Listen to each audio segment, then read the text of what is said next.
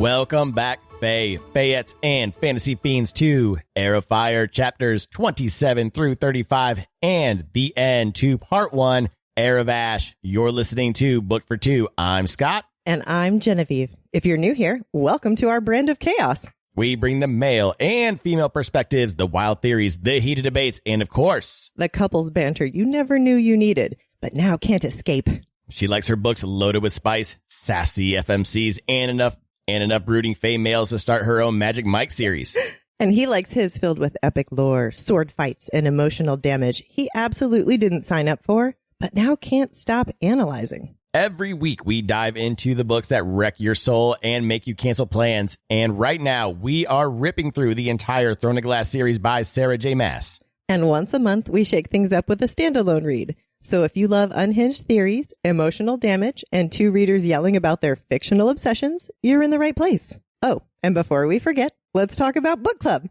The next meeting is Monday, July 14 at 6 p.m. Central at Salt and Story in Niceville, Florida. Locals, come hang out with us. It's free, it's fun, and we promise not to aggressively analyze a smut unless you want us to.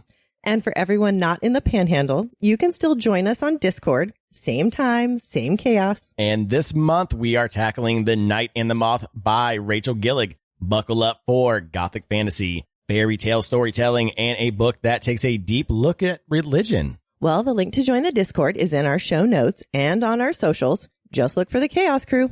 It's time for our Gin Rummy update, and there's been no movement. The score is still 2,365 to 2,323. The summer has been killing us. We've just been busy, kids and everything. So busy. But in my mind, I'm already winning. Shocking. In other news, we have a ton of new merch available on our website, bookfor2.com. We are talking t-shirts. Treat yourself. Mugs. Treat yourself. Notebooks. Treat yourself. And vanity plates. Treat yourself. More designs are coming, and if you want to help pick them or just hoard shiny things, that's all happening over on our Patreon. As always, thank you to everyone who supports us. Also, we're doing a thing. We'll be at NerdCon in Crestview, Florida on Saturday, September 27th at the Community Center. We'll have a table with merch, stickers, maybe even some bookmarks. And yes, we are also doing a panel. So if you've ever wanted to watch us overthink tropes and emotionally spiral in public, this is your moment. Come say hi, cosplay if that's your thing. We may also be in costume, or you can just lurk and vibe. We'll be thrilled either way. Super excited about this one. Okay, before we hit play on the trauma, 2 quick warnings. This episode contains spoilers for the first 3 books in the Throne of Glass series, as well as Heir of Fire. If you're not caught up, consider this your official spoiler shield. And another heads up, this is an adult content show. We swear like we are on an episode of The Sopranos. Talk about murder like it's a kink. And when the spice hits, let's just say we don't fade the black. You've been warned, and you're welcome. Last week on Heir of Fire, Manon won herself a murder lizard. Let's see how that flies with the rest of the Iron Teeth clan. Dorian's magic almost outed itself again, but Sorscha's on his side. For now, she's in it deep. He's got no one else. Celaena and Rowan still circling each other with more tension than a rigged D&D dice roll, while dead bodies start piling up. Meanwhile, Kale and Adian started digging into the truth about Aelin and how, if any way, they can destroy the king's magic. This week, Manon and Abraxos are learning how to work together, minus the goat trauma. Sorscha might have her heart figured out, but Dorian, still a magical powder keg with a trust issue. Celaena's magic is heating up, and so are her feelings, for better or worse. Rowan's pushing, and she's about to push back. And Kale and Adian, they're in it now. The rebellion's not just a rumor anymore. Let's get into it. Real quick before we dive into the drama, it is shameless plug time. Sub, review, follow us on socials, do all the algorithm things. Now, we love our bookish community, so if you know anyone at all who loves books and would fit in with our vibes, send them our info. Speaking of chaos, follow us on socials for sneak peeks and spontaneous lives. And we are back to our lives on Thursday at 7:30 p.m. Central on TikTok. Sometimes we deep dive. Sometimes Scott gets forced to read his spicy scenes. Come hang out. I'm telling you, send us an email, send us a comment, anything on our socials, anywhere. Let me know what book and what scene you want me to read. I will read it live. Looking at you, Bree. Mm-hmm. And also, get your ass in our Discord. If you've ever screamed about a plot twist at 2 a.m. and wanted someone to scream back, we've got you. The chaos is growing fast and it's unhinged in the best way. Links in the show notes and on the socials. Come yell with us. And if you're more of a visual gremlin, yes, we're on YouTube now. Full episodes, full facial expressions, and full spirals in glorious HD.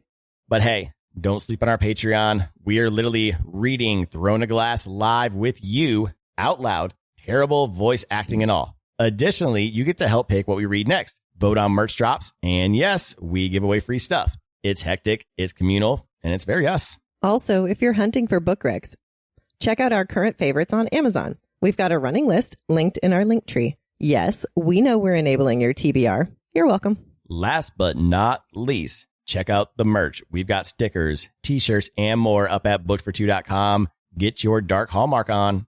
All right, spoiler warning's been dropped. The tea is hot and the chaos is ready. And now let's dive into Heir of Fire by Sarah J. Maas. Let's turn the page. Welcome to 7-Eleven in chapter 27.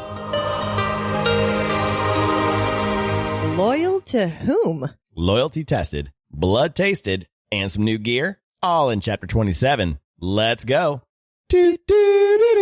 Manon. Manon is back to observing the Yellowlegs coven like a suspicious HOA president, watching a neighbor put up Halloween decorations on October 1st. Iskra's riding the second biggest bull after Titus. Okay. Yeah, she is. What? What? She's riding the second biggest bull? Yeah, no, I caught it. As soon as the Yellowlegs are in the air and out of earshot, Manon pulls Astrid aside for a little, please babysit my terrifying girl gang moment. She doesn't want them asking questions. Which, please, Astrid's the only one with any kind of authority to push back. Second in command, after all. Astrid hasn't forgotten what went down the last time she let Manon out of her sight. And with the matron breathing down their necks, the tension is thick. Manon basically throws it down. Either you're the matron's little snitch or you're my second. Pick a side. Astrid, no hesitation. I serve you. The Robin to her Batman. Manon says she's still gunning for a wing leader, and Astrid gives her that look. You know the one. The we never doubted you for a second look. And now Manon's channeling her inner drill sergeant, adding tumbling to their hand-to-hand combat. Like we're prepping for a witchy gymnastics floor routine.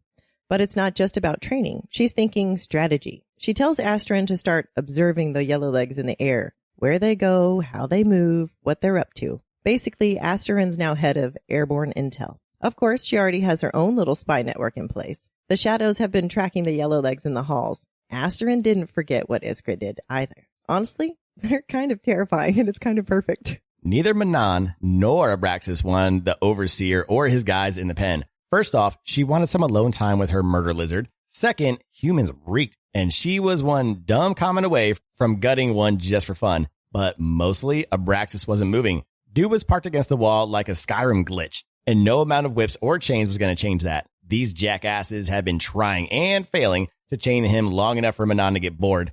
So she strolls across and just slices open the overseer's hand when he tries to stop her. Casual, like it's a Tuesday. Make note. She licks the blood off of her nails. Yummy.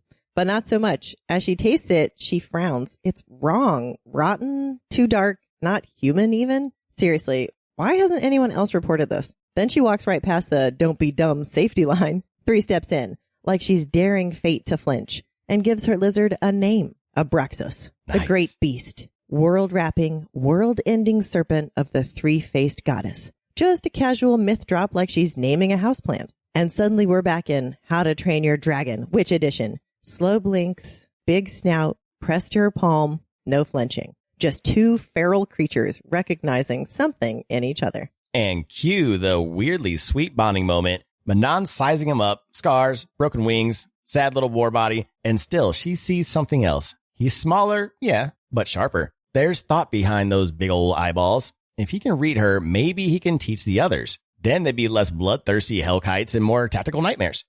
She lays it out for him. He's going to let her saddle him, then get iron spikes on his tail and iron teeth. And is going to take it like a good old boy. Or rot in this pit with the rest of the rejects. Abraxos gives her a little huff, like, fine, goth mom.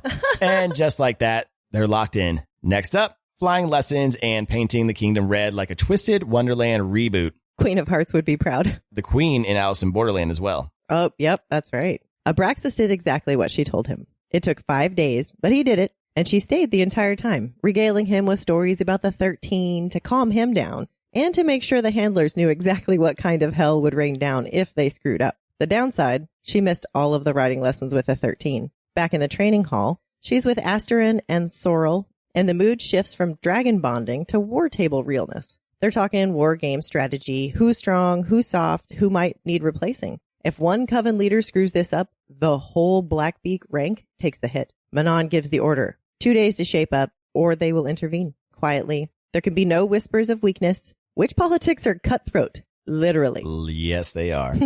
The checks and balances between these three are currently better than the current U.S. government. Truth.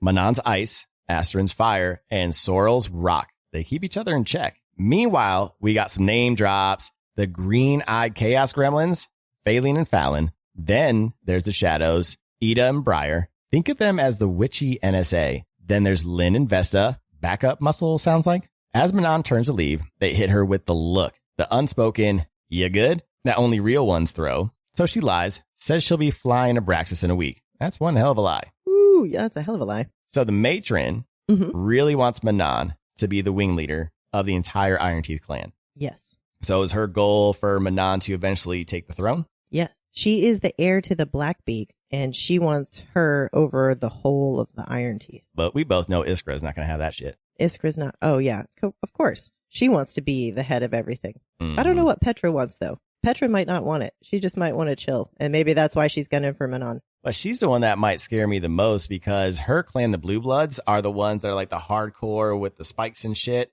And from what I understand, they're very sneaky and smart, too. Yeah. It might just be a ploy. Yeah, I'm going to watch her closer than I'm going to watch Iskra. It sounded like Manon was on the same page as you. Speaking of same pages, she is trying to get Abraxos on the same page, but also giving him some upgrades, if you will, because of what happened to him in the fighting pits. Well, yeah, he didn't have any spikes of his own, so she gives him some new iron spikes, and he was missing or cracked or decayed a whole bunch of his teeth, so she gave him some new iron teeth too, so they're twinsies. Yeah, that's pretty boss.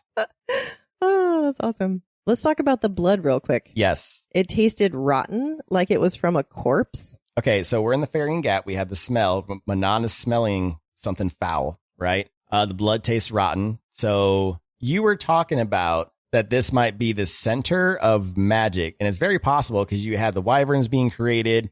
I mean, either way, something is contaminating that entire area. So I have a thought Go real ahead. quick. I want to know, do you remember when the king of Otterlin went up to the White Fang Mountains and he came back with no men? Yes. These are those men. Yes, I agree. I agree 100%. These are those men. Yeah. This is what they've been doing. That was the tease back then. What are they doing in the White Fang Mountains? Now we know it's the wyverns. So did he change these men, maybe? Oh, I'm sure. That's why their blood's like that. It's got to be. That's what they're doing in Caltaine. No. I think with all the mind control and all that stuff and all the things that are happening in Caltaine, I think as you control somebody, it's probably contaminating them at the same time. Because again, it's an energy thing. So it's probably bleeding into them and it's slowly corrupting. Yeah, because the blood was black even.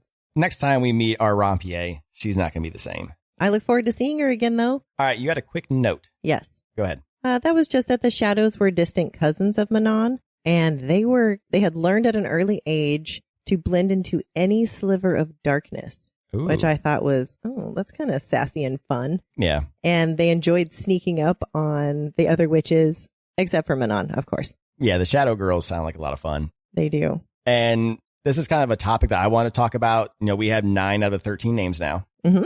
And it sounds like to me like a football team, like a very disciplined football team, right? So you have Manon, who's your quarterback. Okay. And then each player on the team or each witch sounds like they have a special assignment that they have to do, right? Okay. And if it doesn't work, then team fails. So, I mean, that's how a football team would work. They're very disciplined in that manner to where if one person's not doing their job correctly, it'll all fall apart. Okay. So it sounds like also that there's a hierarchy I think you talked about because Astron was the only one who's allowed to talk to Manon. So Sorrel can probably talk to Astron. Now, so the way it looks like, even though Sorrel's technically number 3, it's almost like she's like a 2.5 because she can still talk to Manon, but I don't think she can talk to Manon the way Astrid can talk to Manon. Astrid can talk to Manon. So it doesn't specifically say it, but I do wonder if it is like that because it's like that in the military where they talk, raise your concerns from the bottom up Yes. Not straight to the top. Yeah, exactly. So you start with 13 and then 12. And if they can't fix it, then you go to 11 and so on and so forth. Then you go all the way to the top. If they can't fix it, whatever. So I'm wondering if it works like that. It sounds like it so far from what we can tell. I wonder if all of this is a setup. This is my tinfoil hat theory. If there might be a mutiny against Manon one day in the 13. I don't think they would dare. Either two things are going to happen because SJM is really planting the whole Their loyalty with the 13, right? Yes. So one of two things. One, there's going to be a mutiny. Two, no matter what Manon does, they're going to join her. Yes. No matter what. Like they are that loyal. They're more loyal to her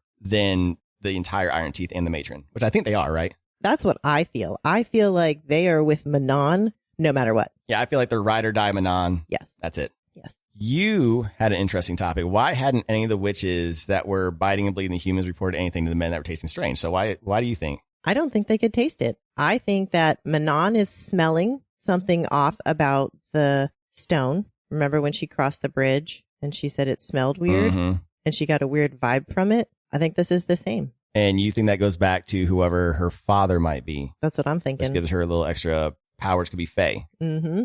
I can see that. I hope we find out who her father is eventually. Yes, I hope so. I would imagine we have to. Yeah. So are you ready to turn the page? I am. Let's go.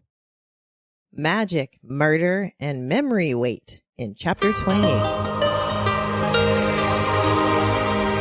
Shifty dreams. Shape-shifting meets emotional damage, and flirting involves hair pulling. Welcome to chapter 28. Rowan's taken Celaena to a healer group that Maeve allows anyone in the world to visit. Hey, at least she believes in universal health care. Ugh, right? Celena's mom would never let her visit. Too close to Maeve. But here she is now. Isn't it ironic? Don't you think? Nice.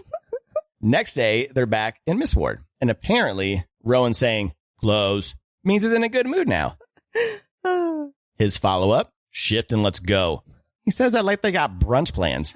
Celaena drops the old... Man, here I was, thinking we'd become friends. Cute. Rowan hits her with a reality check. 20-mile hike, round trip. There's another dead body to investigate. And oh yeah, she's got to go talk to the locals. So yeah, shifting is kind of non-negotiable here. She tells him she still can't SOD, shift on demand. Shift on demand, like... Oh, that's awesome. So Rowan starts to rile her up and tells her to use the anger she feels for him right now to shift. Her whole life, she had been taught to hate her heritage by Erebin. But Rowan was right. Using anger to shift may not be the most optimal way, but right now, it's what she has. So she focused her anger. Hold on. This sounds like some dark side Sith shit in Star Wars. She uses her anger as her anchor and commanded herself to shift. And she did. For some reason, with her figuring out all her heightened senses, Rowan decided to pull her hair like they were back in kindergarten. Then some flirtatious wrestling happened, followed by a playful, "Oh, you better run now." Rowan and Celaena take off running through the woods, and honestly, it gave off Twilight New Moon energy. You know, the scene where Edward and Bella are doing their awkward-ass forest ballet, except this time it's less cringe, no glitter, and no slow-mo forest romance that makes you want to bite drywall. Now, they're both loving it, and Rowan's fired up, proud, finally facing a challenge that doesn't bore the shit out of him. Hey, he's even smiling. Oh. And Celaena, well, she's finally becoming who she's meant to be.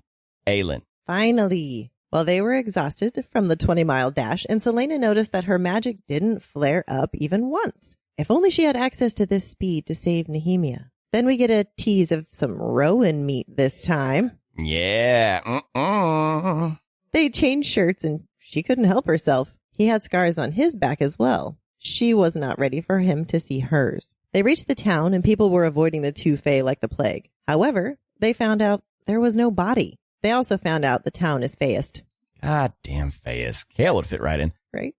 Whatever this thing is, it's wrecking Rowan. It's not some mindless beast either. It's picking targets on purpose. Systematic. Calculated. And now it's gone after Demi-Fae? That feels like a message. We also get the rundown. The Fae weren't exactly warm and fuzzy with mortals. All right, well, that explains the Faeist. Yes, okay. That was until Maeve rolled in and laid down the law. Now she sends Rowan, one of her 5 other Phelan interns, to hunt down dissenters or clean up her messes. But when Rowan says it's an honor to serve, yeah, he sounds about as convincing as someone saying they love working weekends. It doesn't sound anything like Liam's parting words. Aw, why'd you have to go bring that up? Sorry. why are you bringing Liam into this? Now you're just going to make everybody cry. Damn it. Sorry, everybody. This isn't Fourth Wing. All right. Well, the good news is there's no body to inspect, so they're stuck. But wait, what's that smell?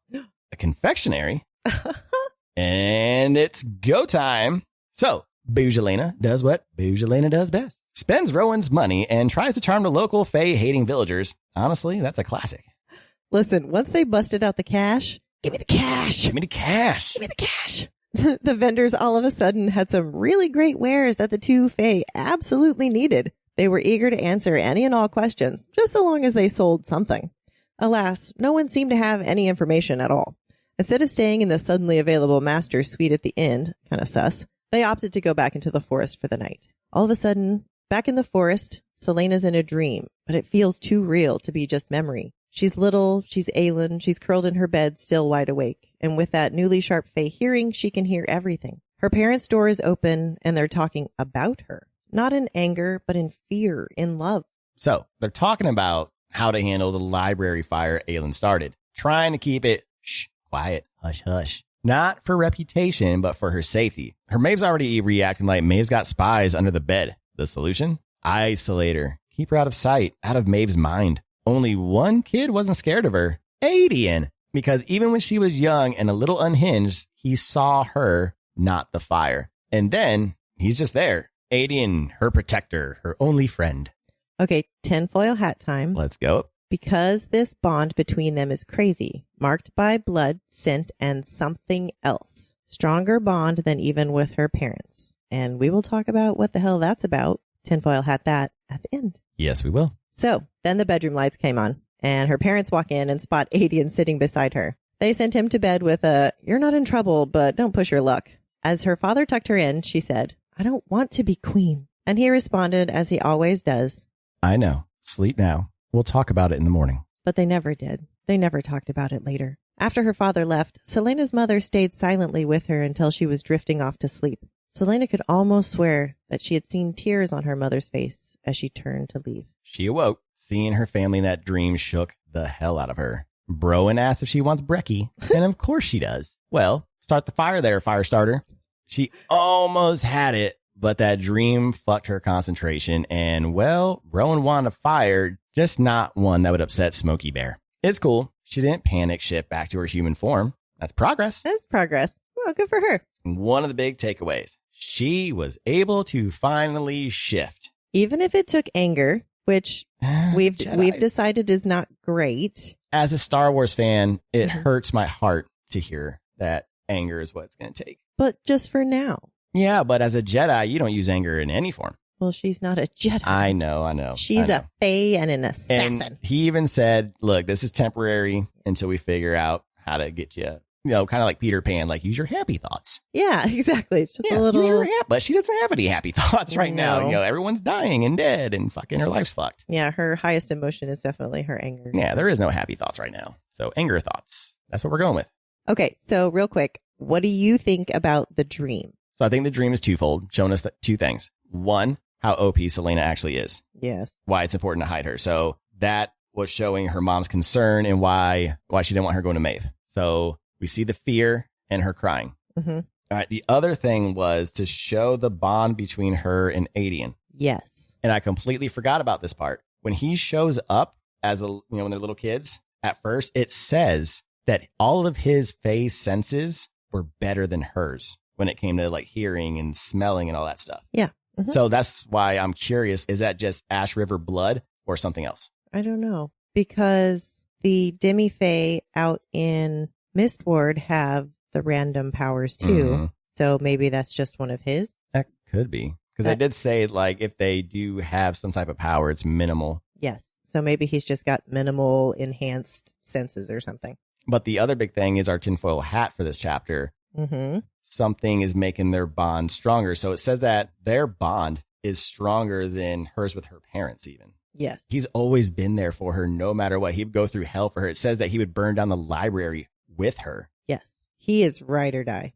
I don't know too much about Faye. Mm-hmm. This, I'm going to make a joke here. Okay. This can sound very Alabama-ish, if you know what I'm saying. Like cousin that is that in love with their cousin. You see what I'm saying? I will be honest. I understand it's a bond thing more than a actual I'm in love with you thing. Listen, there have been a couple of lines in here that I have questioned just how that was going. There have been a couple lines where I have questioned it as well. So, especially when she made it very clear that Rowan and Celaena are very distant cousins. Yes. Very clear. But I think these two are very close. Are they, I don't know if they're first or second cousins, but they're closer cousins. They're like actual cousins. Yeah, I believe so. So, but I don't think their bond, this Fae bond, is a love thing. I think it's just this need to protect, like, because she's also the queen. And like an instinct for the Fae, probably.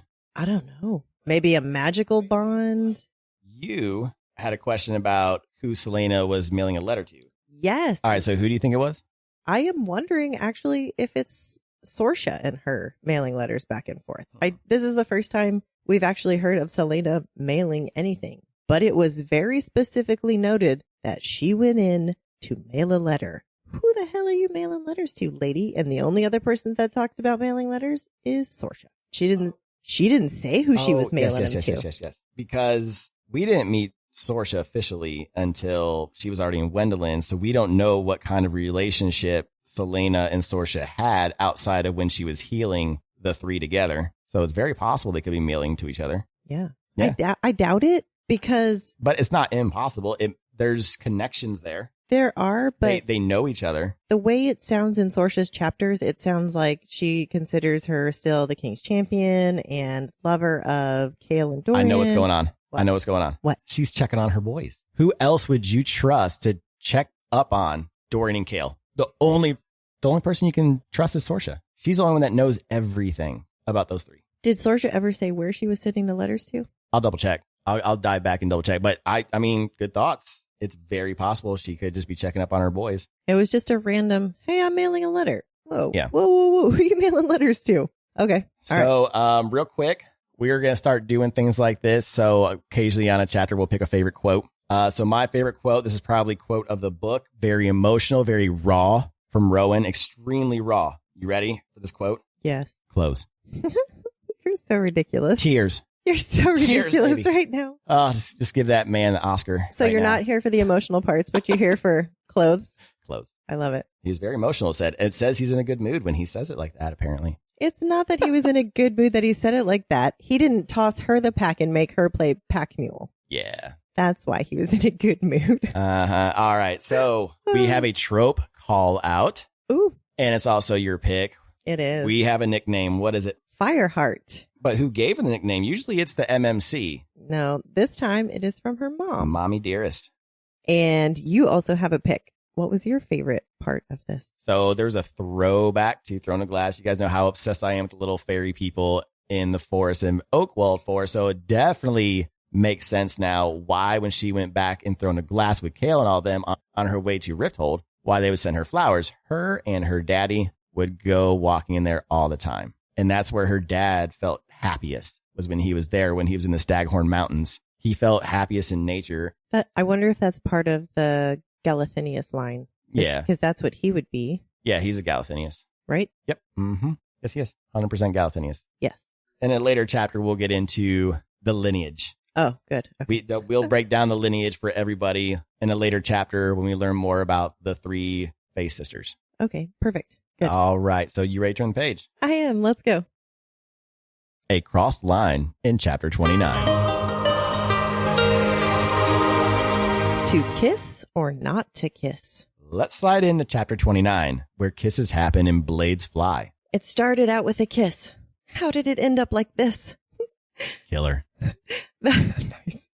That's what Sorscha was asking herself, while trying very hard to pretend none of this means anything. Time out. What? I did that by accident. That was awesome. Because I forgot that's the Killers that says that. And I said killer. That was totally accident. And then it hit me. I was like, that's why I laughed. I was like, because I was trying to think of who's saying that. And I was like, and then I started, and I was like, oh my God, that was totally accidental. That was fabulous. Because I was obsessed with that song for like the longest time. So I think my subconscious was like, you fucking know who that is. Just say killer.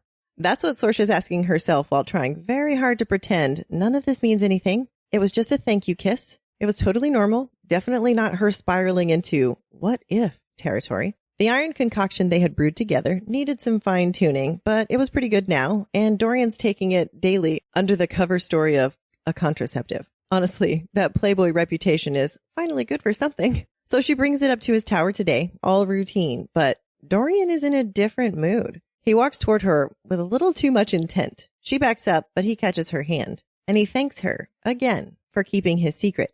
But something about him, was not casual, not anymore. As Dorian gets closer, starts leaning in, Sorscha's brain finally starts throwing the emergency brake. She pulls back, yanks her hand out of this, and even drops his title like a verbal barrier. Classic nope energy. She bounces fast, but once she's on the other side of the door, she leans against the stone wall of the landing, her heart still hammering. Then the door swung open. Dorian was just standing there, seeing her. Fuck it. She grabs his shirt and pulls him into the kiss. Tables turned. Nice. All right. Finally, Chaol gets his cloak swirling moment of espionage. He's heading toward the alley for the long-awaited info drop from Ren and Murtaugh, while simultaneously battling the moral hangover of lying to his men about meeting their literal enemies. The internal guilt monologue is strong with this one, of course. As he approaches, he hears the signature two-tone whistle and echoes it back. Boys Club vibes unlocked. Adian's already there, naturally armed to the teeth and looking like he's waiting to stab someone for fun. Ren and Murtaugh, though, they're MIA. Chaol's all urgency, though. He blurts out he's almost out of time. He's got to go back to Anielle. It was the deal he made with his father so he could send Celaena to Wendlyn. But before he leaves, he wants to do something, anything for Dorian. Something right, for once. Adian actually seems impressed. Honor from an Autolanian man? Bold claim, Captain. Then he drops a little truth grenade about his own father, and we're going to circle back to that. Suddenly, noise down the alley, and damn, Ren's a wreck. He and Murtaugh got jumped by 8 guys. Murtaugh made it out, but Ren took out 2 and got wrecked in the process. Adian hears more boots incoming and immediately drops the command, get behind cover. No hesitation. Then the 6 men roll up shoulder to shoulder, all tough guy stance. Adian gives them the Black Widow treatment, calm, cold. None of you are walking out of here. And you believe him. Oh, love the Black Widow reference. Chaol watches as Adian absolutely dances through these soldiers. Blades flashing, blood flying, and it's over in seconds. Think Kill Bill Volume 1, Lucy Liu in the garden, make it war-hardened golden boy with a grudge. Celaena had almost been this good. Almost. Maybe. But there's no time to sit in that thought because more boots are coming, and fast. Thankfully, Ren grits out that he knows a place they can go to, somewhere safe. So it sounds like Sorscha is struggling between trying to stay professional and her feelings for Dorian because she knows that him being a prince, this is like a Cinderella story, basically, but maybe not with a happy ending. Yeah, she knows who she is. She knows who he is. She feels like definitely there's no actual future in this, but fuck it. She's got this opportunity right now. Why not? I mean, they're both lonely. They're both single. Take your shot. Why not? Why not? Even if it's just a fleeting moment, it's a moment that matters. You both need each other in that moment. Take it. Yes, I like it. It doesn't have to be forever. Not everyone in your life is meant to be in your life forever. Some are just meant to be for a few days. Some are meant to be forever. Yeah. Seasons. And all of them make us grow in some way, whether it's good for us or bad for us. Speaking of battling between feelings, Chaol. Oh, poor Chaol. My poor Chaol. Poor Captain America Chaol. So this is what we're talking about when it comes to deconstruction, right? Mm-hmm. And you are the perfect example when it comes to religious deconstruction. When you are taught something your entire life, you can't just do it all at one time. It has to be little pieces. So right now, Chaol is deconstructing a little bit at a time, and it's okay for him to want to care about his boys because we're in the same situation right now. We hate the leader of this country, but we still love the military. Yes. And it's not their fault that our leader sucks right now. I feel like we still love the people of this country. Mm-hmm. We don't love what they're doing. Yes. We just don't love the administration and the type of people. I'm going to call it the regime. Well, and the maggots. I'm sorry, but the people who back this, because if you back anything like this, then you're just as bad as the king of Otterland and his people. Yep. This book is political. Here you go. Here's a perfect example. Okay. Chaol's MAGA, right? Let's just say that right now. Chaol's been MAGA. He's been indoctrinated from a child. Because they do that a lot in some of these churches. Yep. They'll say Democrats are evil. These people are evil. Because there's good Christian churches, there's bad Christian churches. It's the same with any religion. So what's happening is he is realizing, oh shit, the leader's a bad person. What he's doing is terrible. And he's also a leader himself. Like, so this is like a congressman or a senator coming to the realization like, oh shit, so they are slowly trying to. We are the bad guys. Yeah. So he's slowly trying to get out of it, but also he wants to take care of his men because he doesn't want his men to get caught up in it and get killed. So he's like, but his men have also been indoctrinated. I feel like it's more about Dorian than it is about his men. He just feels bad about lying to his men, but this is about Dorian. Yeah, I agree. I mean, he feels bad for the way his relationship is with Dorian as well. Yes. And he does want to make him stay, but again, he's still the captain of the guards and you're still going to care about your men. And he's just torn. He's just trying to feels guilt. He's trying to figure shit out. Yeah, he's guilty. He's seeing it with his own eyes now and having to come to terms with the disconnect. Yes. All right. So Adian. Yep. Tinfoil hat. Yes. Who's his father? Adian doesn't know who his father is. So we can't possibly know who his father is. It'd be weird if this ends up being like a Darth Vader situation and he ends up somehow being like a half brother to Dorian and it end up being the king who fathered Adian at one point. I was literally just thinking the same thing. I was like, what if they're brothers? One's Fae, one's not. I don't know. That would be crazy. But that means, nah. Maybe that's why he didn't kill him, even knowing who Adian was. I doubt that would happen. It sounds like the king really is a Faeist. So I don't think he would touch a Fae. Because he would have to mate with a Fae to create Adian. So no, that's a woo. We're not going to go there. Okay. I have no idea who the fuck his father is. I don't know. I have no names I can think of right now. So I'm guessing it's probably going to be someone we hear about or meet later. Yeah. That is my only guess. That would be my guess too. All right. Then the last thing that we want to touch on, big takeaway, is these so-called royal guards. Yeah. That attacked Ren and Murtaugh. So it sounds like the king has his own Gestapo. Well, you remember that from the whole, he was going to interrogate Nehemia. Yep. And he was going to have his own guards in the room that Kale didn't know. And it's the same with Reva, too, when they took her head off, right? Oh, wait. Yeah, it was. So Kale was supposed to be there for Nehemia's interrogation, but not yet. Yes. That's where the guards were. That's right. Ice. For the singer. Excuse me. Sneezed. Yeah, indeed. Anywho. Yeah, and Kale didn't recognize the uniform. Or any of the men. Yeah. He's never seen any of them. Mm-hmm. That's a little creepy. So Kale's eyes are being opened up at this moment. For sure. Who are these guys? It's just one thing after another. Yes. Lies breaking and shattering in front of him. Yeah. All right. What do you have for your pick for this chapter? What was your favorite part? Obviously, Adian just slicing and dicing through everybody. Mm-hmm. All right. I mean, imagine this show animated. What you could do with that scene, like Castlevania or Full Metal Alchemist, like some shows like this need to be animated. I agree. I think that this would be really good animated just because you can make everything more impressive. Well, not only that, but the best thing about these type of books is everyone has their own version of what these guys look like. Mm-hmm. And so instead of like shitting on some actor because he doesn't fit who you think it looks like, and then that poor actor is on suicide watch, you draw it out the way it's described in the way book. the author sees him. Mm-hmm. And then you just find a nice voice actor. There's plenty of voice actors. Everyone can agree on a good voice actor. And then you got your Kales and your Dorians. I know and there are your several Rowans. on Book Talk that they could choose from. There So. you go. Yeah. So animated, SJM, bring us ACOTAR, bring us Throne of Glass, and Crescent City animated. And that'd probably also be the easiest way to connect your Massverse when it's all said and done. I'm so excited to finally get all of that circled in.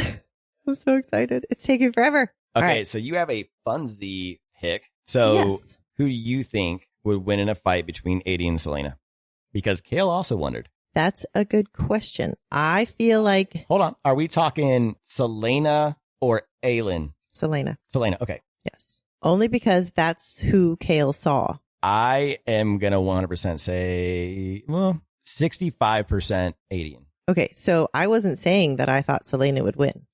I believe that Adian would probably win because of his years of experience. But I don't know, man. I would say he would win because He's bigger. they even said that his senses are better than hers. And he's a general. Yeah. But again, she's not going to have face senses. He's going to have face senses. As Celaena, there's no face senses. Ooh, that's a good point. Okay. But Aelin, she drops him 100% of the time. Yeah. Because sure. of that fireball. I mean, the fire alone. Yeah. Fire That alone. Yeah, that alone, done. Yes. All right, one last thing, another new segment, spicy moment time. Ooh. So it's not too spicy of a moment, but it's a spicy question, I guess. It was kind of cutesy more so than spicy, I thought. Yeah. I got a little insight into a woman's brain here when you're thinking about a first kiss or when a first kiss happens and, you know, the anxiety and what's going through her mind and what went through your mind during our first kiss. You surprised me. So. Well, that's the best kind. Nothing.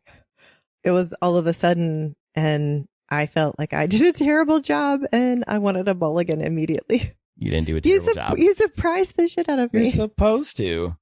Like, I feel like I was facing one way, like towards my car door and turned around to say something to you and you planted it on me. I feel like that's exactly what happened.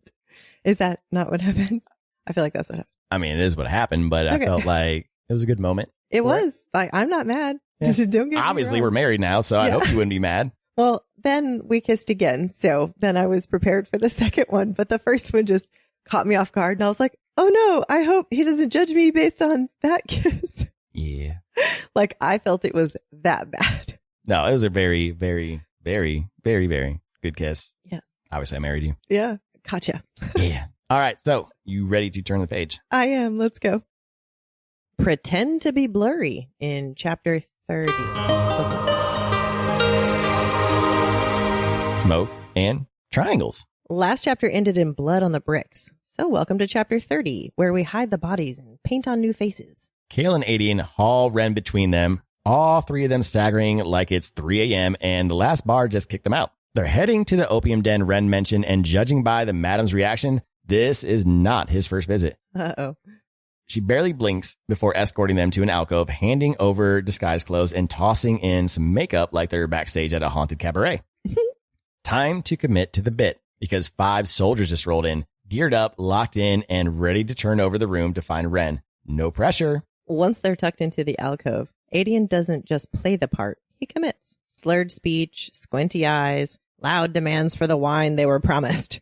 Full drunken soldier fantasy unlocked. Meanwhile, Chaol's scanning the uniforms. He's never, ever seen these guys before. This is new armor. They have new faces. This is not Otterland's usual guard dogs. So who the hell are they? Whoever they are, they bought the act. The soldiers leave. No swords were drawn. No throats were slit. But that was close. A little too close. Murtaugh shows up about an hour later with that I'm too old for this shit look on his face. Guess this was their if shit goes sideways, meet here backup spot. The madam lets them use her office to patch Ren up, but the dude's wrecked, not going anywhere anytime soon. Nobody knows who the soldiers were. Murtaugh's got nothing, and with how thin their network stretched, anyone could have tipped them off. So yeah, this is a dead end. When Chaol asks where they can take Ren once he's stable enough to move, the answer is pretty grim. They've got nowhere. No base, no safe house, no home. Turns out they've been squatting, hiding, surviving, but not really living. They have no access to the Allsbrook fortune. No backup plan, just scraps and shadows. So with Ren down and leads dried up, there's nothing left but to hand Chaol the real reason he came. Time for the drop. All right. While Ren's laid up, Murtaugh gives them the rundown. Everything that went down after magic vanished and the bodies started stacking. The kind of story you only survive by staying quiet and staying hidden. And suddenly Chaol gets it, why Ren's been so locked down. That silence kept them alive. When the magic blinked out, it didn't go quietly. The ripple effect hit in waves. Like some continent-sized spell went off and left a scar. From Rifthold to the frozen waste, to the edge of the deserted peninsula, and back again. Rough triangle, and yeah, where it is, spell might have kicked it all off. A spell sent from specific points, maybe like a beacon.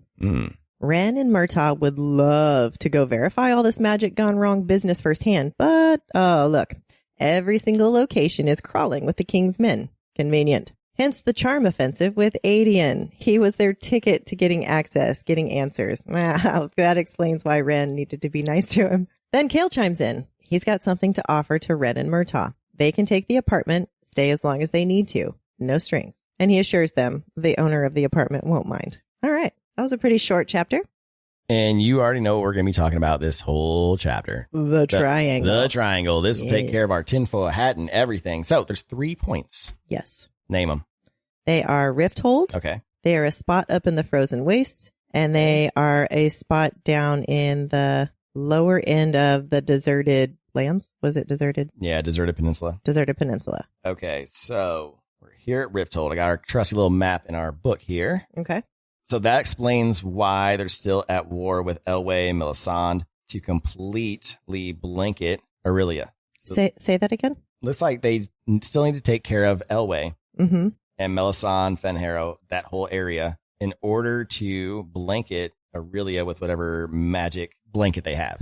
But I would have thought that Nehemia would have said something about there being magic still, because there's no magic in Aurelia, right? There's no magic in all of Aurelia. Correct. So why a triangle then? I don't know. Because the triangle doesn't cover the whole land. So if the whole land is covered, but I thought Nehemia said magic was still, they just kept it quiet. I thought magic still was available in Elwë. They kept it quiet though. They were just doing the word keys. Oh, that's right. Or the religion. word marks. Yeah. No, because she could still do it. Remember? She was able But to. that's a different kind of magic. Like maybe the kind that Dorian can access. Oh, I don't know. Oh. Maybe that is their type of magic down there. And that's why they can still use it, because he needs to turn it off. I don't know. Is it like I don't a faucet? know either. I don't know. So in order to create that triangle, it sounds like he needs Towers? towers, like some type of beacons. I bet it's a tower like the one outside that Celaena climbed and the one she got smashed her face into. Yes, the clock tower. I bet we would find one in each of those two places. I still think that glass castle is a fucking conduit. I do not disagree with you. I'm not saying that there aren't some type of conduits at the other two places. Because you would need a stronger signal to push out that kind of magic. You'd have your obelisk, your clock tower, Mm-hmm. and then that would be, where the magic originates from. And then you need some way to boost that signal, basically. Mm-hmm. So you use the glass castle to boost that signal. And they said it was like a spell, right? A Yes. spell would do that? That's what it sounds like. A spell sent from specific points. Mhm. Huh. So I'm wondering if are these word keys that are causing this, Or word gates? What do you mean? does he have All three? all three? And then this is a word gate we're creating? Because I guarantee he's trying to create some ginormous word gate. Well, why is he gathering all of these forces in the Farian Gap? Maybe his plan is to take over that southern part. No, he's going to take over Wendlyn and the southern continent and everything else. Oh, you think it's for the southern continent, not just for the southern part of Aurelia? Well, remember, if he gets the word gate open, he can travel through worlds. It might not even just be for this world. Mm. He might be gearing up an army for other worlds. Is he Hybern? We don't know his name. I don't know if he's the king of Hybern. What if he? It could be. Yeah, I have no idea. It has to be beacons, and there has to be people protecting these beacons. Well, yeah, you already said there were people protecting the beacons. Mm-hmm. I'm just wondering if those are the other word keys, or if they are just other towers, like you're just connecting one to the other, and then you need like another beacon down in Elwë to create like a whole square, basically, and cover the entire continent. That's my guess. Mm. What if they're making a star? What if they have to do one up by Orinth, up in Terrasen? But Terrasen is definitely void of magic. And what's funny is if you look at the triangle, it doesn't even cover Terrasen. I know. If you go from Rifthold up into the Frozen Waste, it completely misses Terrasen. And that's what I'm saying. So Terrasen doesn't have any magic. So Elwë doesn't have magic either. Yeah, so I wonder if the triangle is complete then. And maybe he does have all three word keys. Maybe a word key is... Well, that would suck, because then why would we have that stupid rhyme? I don't think that that's it at all. We got to have at least one MacGuffin to chase. Yes, One for word sure. key. I have no doubt. She wouldn't do that to us. It's going to be the one in the volcano place. Of course it is. Yeah. I wonder if the volcano place is on the southern continent. Well, it's not the one in the tomb, so it's either volcano or it's the one that no one can figure out. What if that's what he's gathering all of his forces for? The final word key never made it to Aurelia, and it's actually on the southern continent, and he has to go down there to get it. Maybe there's a volcano on the southern continent. But I thought it's confirmed Brandon hid all three on the continent. Says who? History can be changed. That's very true. But I don't know if we're going to... I don't know if it's I don't know. that's just complex. Listen, I might be out in the little river about this tinfoil hat, but that's okay. I mean, you're wearing a huge tinfoil. You're like full body coverage tinfoil hat, this one. Whatever. Okay, you ready to turn the page? I am. Let's go. Hold on in chapter 31. A shitty day. Literally. Welcome to chapter 31, where your grandma threatens, a goat betrays, and your wyvern would rather nap than fly. Abraxos was going to be the death of her. He wouldn't eat the meat that Manon was offering, no matter what she did. Command, snarl, threaten to clip his wings in his sleep, turn him into her new cloak. Nope, he just kept sniffing wildflowers. Deadass. This beast, born to shred flesh from bone, was daintily nuzzling daisies, like he was the soft-focused lead in a cottagecore daydream. And every time she barked at him, he gave her that slow, pointed look like, ma'am, I am on my break. The audacity. Eventually, she snaps and takes a bite of the meat herself. Spits it out just as fast. Not rancid, but something about it was off. Ugh.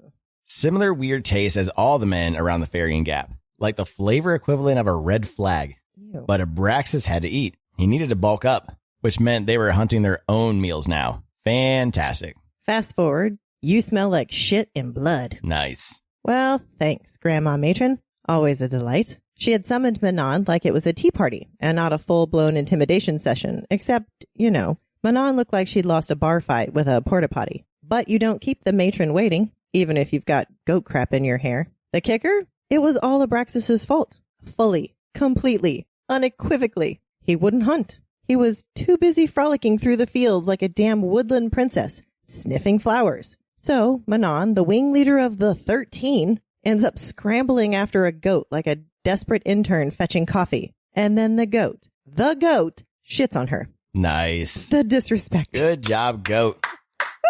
Win one for the goat. That's why he's called the goat. Obviously. You get it? You get it? Yeah. And just to make her day worse, Abraxas had dragged his feet heading back to the caverns, practically pleading with her, which was ridiculous. She didn't have feelings. Not for goats, not for wyverns, not for anything. Then Grandma Matron made it crystal. If Manon wasn't airborne by tomorrow night, don't bother coming back. Oof. All right. The next day, it's official do or die time. Abraxas was saddled up and absolutely comatose on a rock, like he had a spa appointment. Willful, lazy worm. Doesn't even begin to cover it. He had zero interest in flying. No glint in the eye, no twitch in the wing, just pure flower-sniffing indifference. And Manon, she was out of tricks. Coaxing, nope. Threats, ignored. Full volume, bloodthirsty, heir of the Blackbeak clan rage scream, not even a tail flick. And the worst part, if she failed again, if she couldn't get airborne by sundown, her grandmother would scatter the 13 like bones in a battlefield. So Manon made the only call she could. You had this coming, she muttered, then sprinted full tilt and hurled herself into the saddle like she was mounting a tornado. Cue the 8-second rodeo timer. Abraxas was not on board. He buckled like hell, panicked, thrashing, fully in his own head. She could have been screaming commands in 5 languages and he still wouldn't have heard her. And then, too late, one leg slipped off the cliff. And they dropped clean off the western edge. That was the bad edge. Uh-oh. She's having a very tough time bonding with Abraxas right now. I don't know that she's having a hard time bonding with him. It's just they have different desires. So she needs him to fly, and he's, I think you said, enjoying this newfound freedom. Like, he's probably never been outside, so why not sniff some wildflowers as much as you can and tan on some rocks like a giant lizard? And well, you got to think about it from Abraxas's perspective. Mm-hmm. He's been locked up, tortured his entire life. Yep. And this is his first taste of what freedom feels like. And this also is kind of like a little bit of a deep dive into nature versus nurture. And anybody else that was treated the way he was treated could have been broken completely, could have given up, could have turned out an asshole. It's just, you just never know. And his personality, I think, is coming out by sniffing these wildflowers. Like, he is a gentle being, but he's, like you mentioned, he's supposed to be this killer. Mm-hmm. He has the warrior's heart, but it doesn't mean he wants to use it. Yeah, but not every warrior, just because you're a warrior does not mean you're a bad person. I mean, samurai, knights, so many honorable fighters and warriors. Mm-hmm. And that's basically what Abraxas is. Just because he was born of vowed magic, this evil magic does not necessarily make him evil. And the fact that he took down Titus also does not make him evil. He took down what he saw as a threat, yes. Rightfully so. But he also saw something in Manon that I don't think she sees in herself, because it even said when he took down Titus that he saw something when he looked at Manon, and that's what made him fight for his life. So there's something there. There's some type of bond that Abraxas feels. I mean, and I think Manon subconsciously feels it as well. Well, not even that. She said that she felt that fate current pulling her towards him from the 3-faced goddess. Right. So maybe Abraxas also feels that. So, oh yeah, I didn't even think about that. I have a feeling Abraxas is going to be the one that brings about major change in her life out of anybody. because of the softer side of him, that she is going to see this side of him and see a gentler way of befriending somebody. Because that's the only way you're going to handle Abraxas, is being gentle with him, not being forceful. I think already to that point, when she was leading him back into the cavern and he was resisting and he was giving her the face of like, please don't make me go in there, she felt pity, which is something she doesn't feel. They're not allowed to have emotions. Yeah. Like, that was pounded into their heads. So there's something happening here, just like you said, between Abraxas and her, and he is changing her. And that also makes me question her lineage. Like, is this her other lineage that we are wondering about that's making her feel this way? Or is this just something that the witches try to just get out of themselves, and this is just coming forth because she has this deep connection with Abraxas? Yeah, that's a good question. Now, I am terrified because words matter, as we all know. And with him sniffing wildflowers, he's acting like an innocent child that has seen something like the most beautiful thing in his life. And that's what these wildflowers are to this creature. And it makes me sad because I just have a bad feeling. And this is why I hate having pattern recognition, because I see this a lot in movies and books. The way she described this situation tells me something not good is going to happen to Abraxas later on in the series. The wildflowers are going to come back again in a more symbolic way. That was rude. Sorry. Yeah, she has to R-tax us. I mean, and I warned her about Fleetfoot. I'm going to, You warned her after she finished the whole series years ago. You better go back and change it. I don't give a fuck. Yeah, you can go back. It's her books. Change this shit. I mean, that's fair.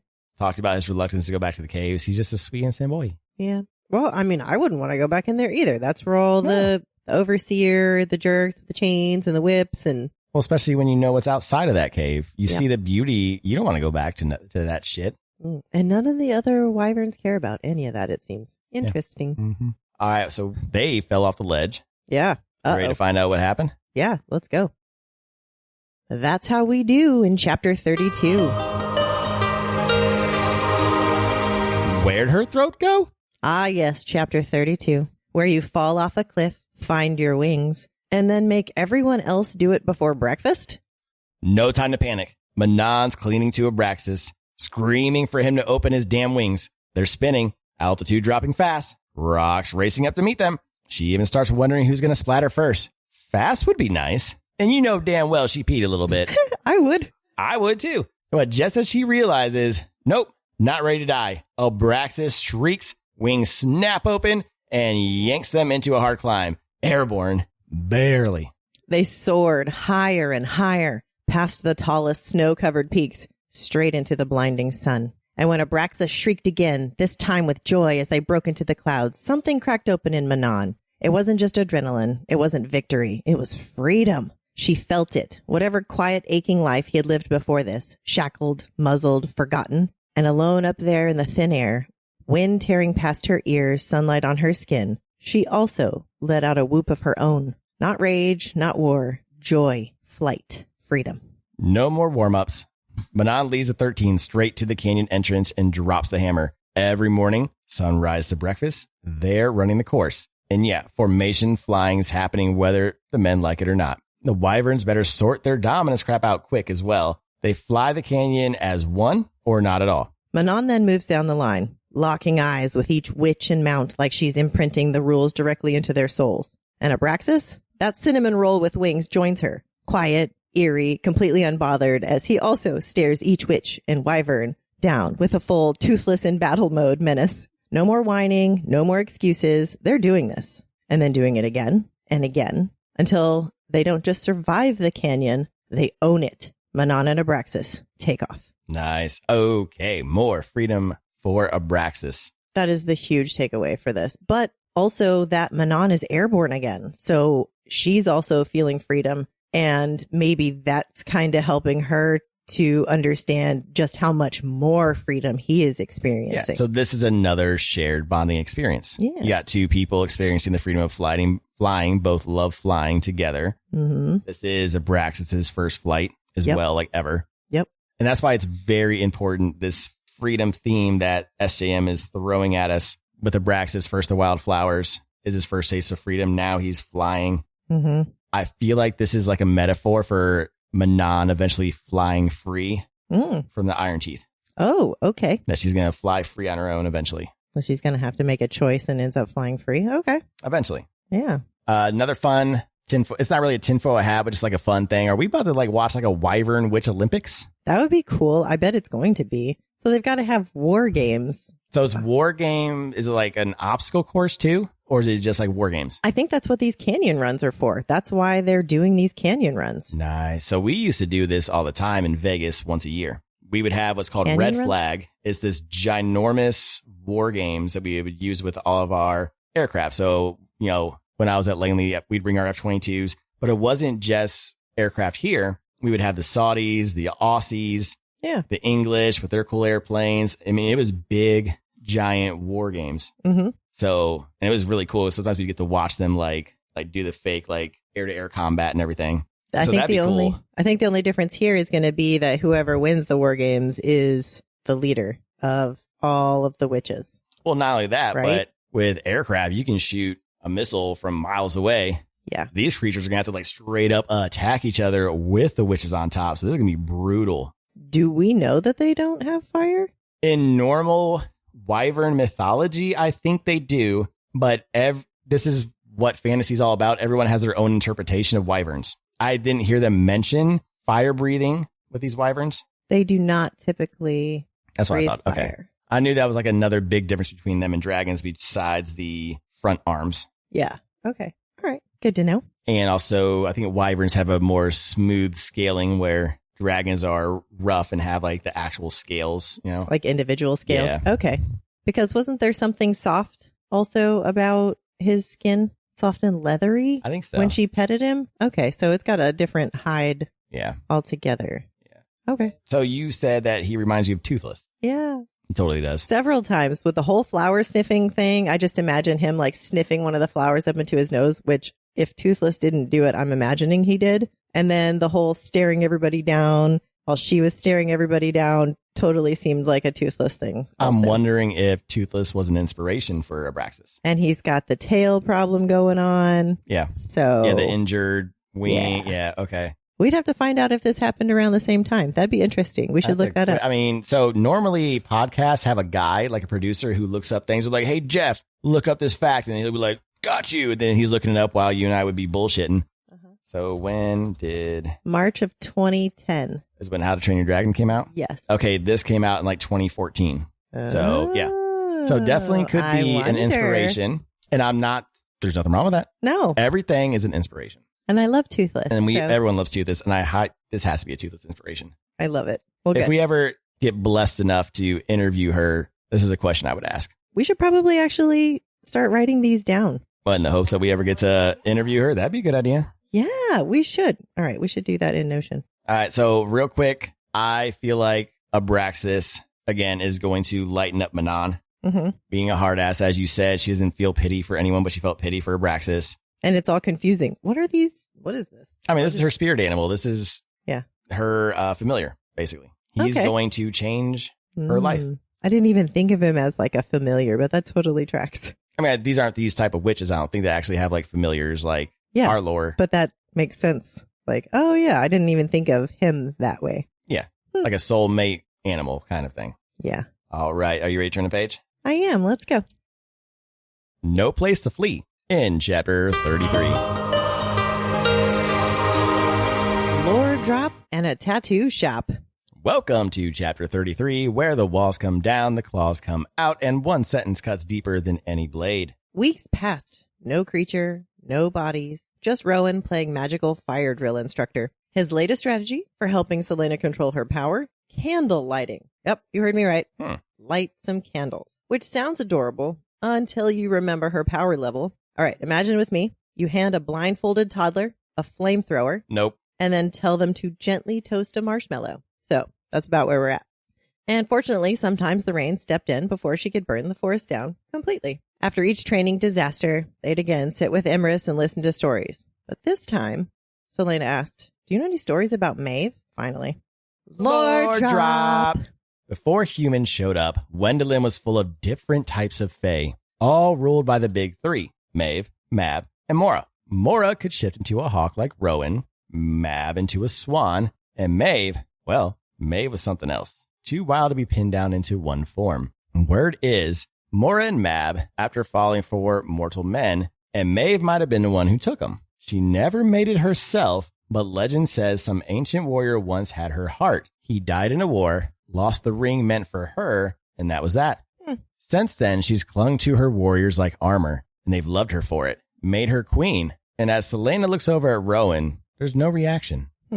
Interesting. Maeve had also built Dorian, literal fae capital city, in the middle of a river basin. She just decided she liked the view, I guess. And that night, every word Imra shared, Celaena locked it away, like a bedtime story she actually wanted to remember, for later. She was just about to ask for another one, full cozy mode unlocked, when, bam, a mountain lion casually strolls into camp like it pays rent. But nobody's paying attention. Nobody's shouting about it. Oh, it shifts into a fae male. She should have known. And Rowan knows him. Okay. All right. Cue the name parade. This is Gavriel. And then we get a couple offhanded name drops, Vaughn and Lorcan. So now we're wondering, okay, are these part of Rowan's Mystery 5? The cadre? The murder bros? This particular lion bro, Gavriel, apparently has been searching for Rowan for 6 weeks. He needs something. And they take off. We don't get the tea. That's very rude. Sounds like the Jackson 5. Call them the Whitehorn 5? The Jackson 5. Oh, the Whitehorn 5. There you go.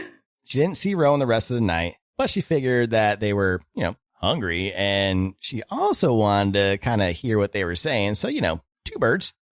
What she didn't expect was what was happening behind the door when she finally opened it. Rowan was tattooing Gavriel. Ooh. Same old language, same style as the Mike Tyson tattoo on his face. The second he told her to get out, she knew this wasn't just ink. This was personal, deep cut face shit. She barely makes it down the hall before spiraling. Why does she even care so much about this asshole? And then Rowan storms out like he's the one rattled. All right. And quote, do you do it for money? 1, it's none of your business. And 2, I would never stoop so low. The look he gave her told her exactly what he thought of her profession.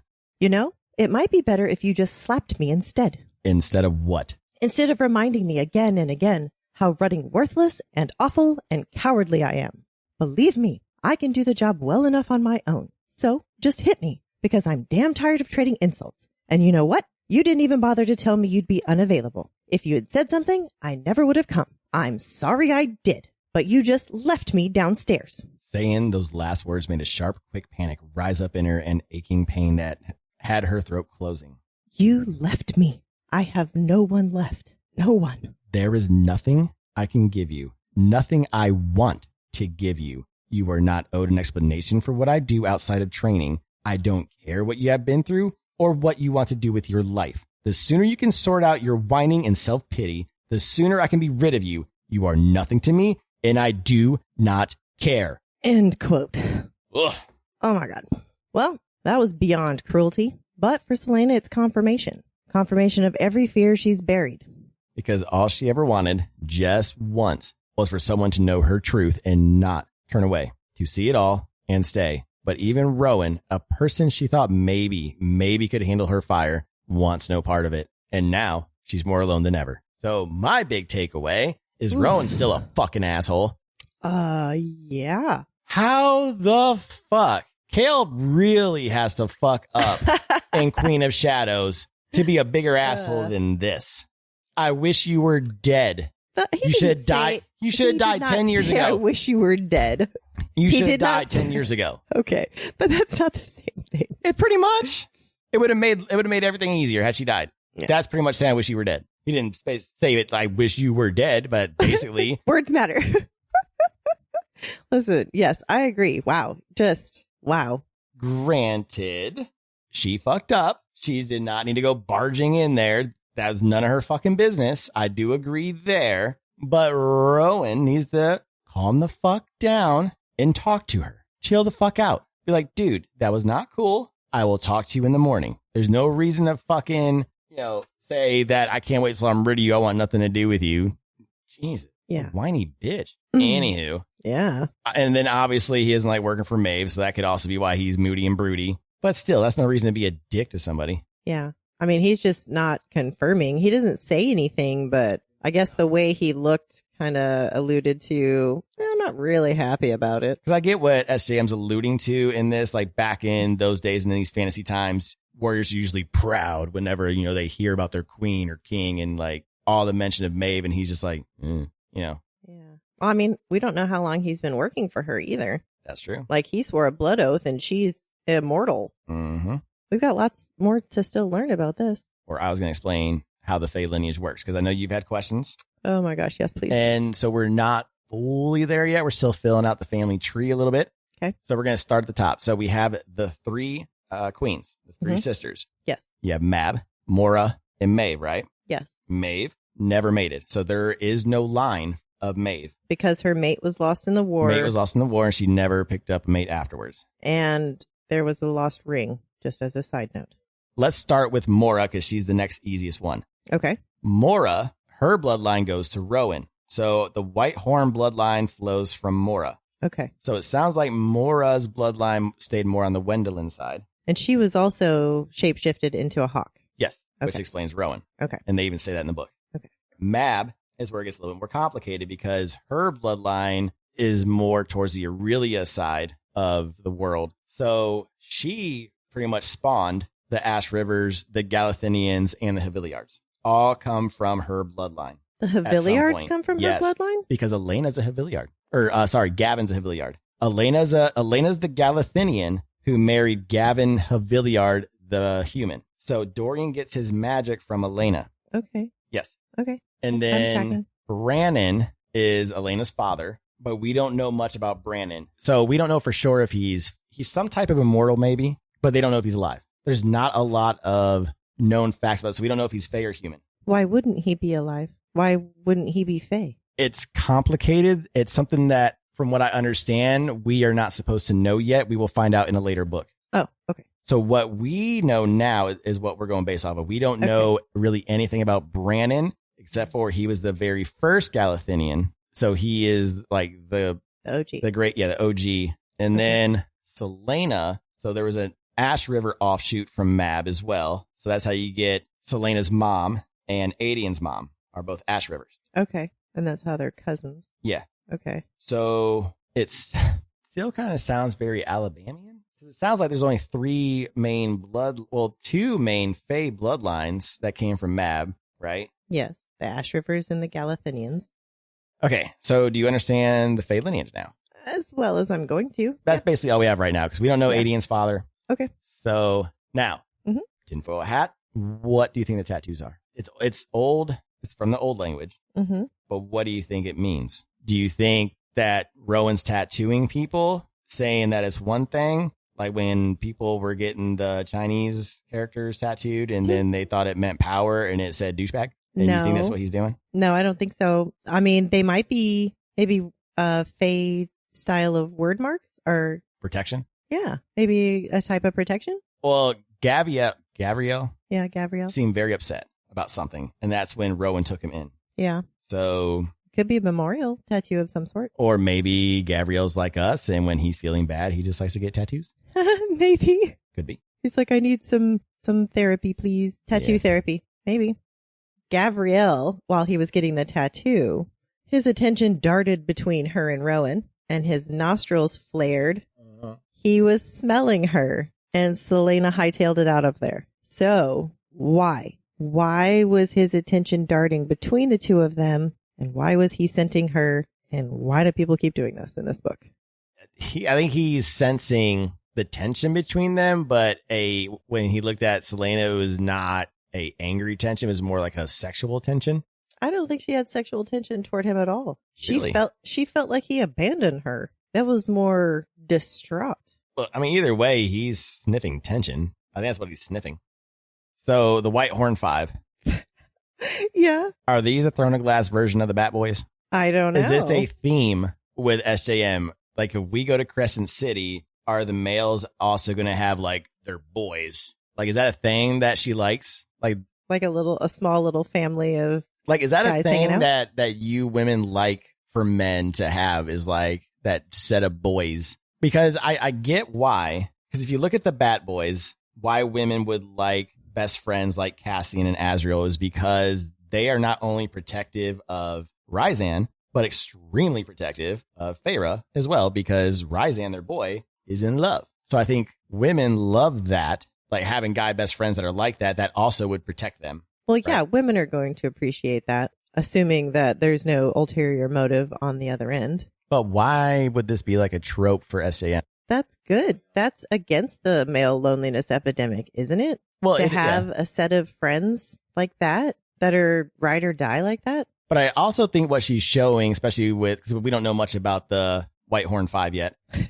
Yeah. But the Bat Boys are tough, rugged, but they're sensitive. They have trauma. They care about feelings and talking to women and lifting women up. I mean, that was the whole point of Silver Flame, of course. Yeah. So I'm wondering if the Whitehorn Five are going to be the same way. And that's what SJM is trying to show, is that there are guys, like group of guys out there that can be like that can be good guys, protective, fun, but yet still have that dominance about them, you know? Yeah. They can still be good guys and be actual, what douchebags are terming alphas. Yes. So, yeah. Okay. You don't have to be an asshole. It's about what they say. It's about how they treat them. It's about how they lift them up rather than shove them down. It's how they talk to them. All right. So I have a question for you then.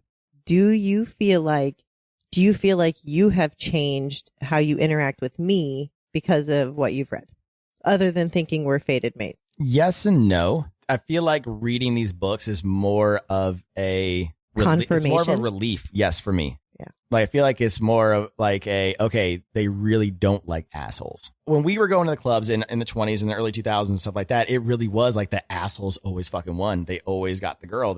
People talk about Andrew Tate now, but even back then there was like treat girls like assholes, talk down to them, because then they're going to want to get confirmation from you that they're beautiful. So if you keep talking down to them, they're going to come back to you, you know, and it was a very disgusting culture. And I never acted like that ever. And it's just nice, like reading these books and being like, okay, this is what women actually want. I want to point out that me personally, I was raised essentially to be a people pleaser. So as long as they were nice to me one time, it was like, oh, they could be that again. Or especially if they did it for longer than that, like, oh, here's 6 weeks of being really nice. And then all of a sudden an asshole, and you don't understand why we're staying. Well, we experienced the nice. And so like, what's happening? Did we do something wrong? Mm-hmm. So we are taught to change ourselves, or at least I was, to change myself to be not intrusive, to not be myself, essentially, to be quiet.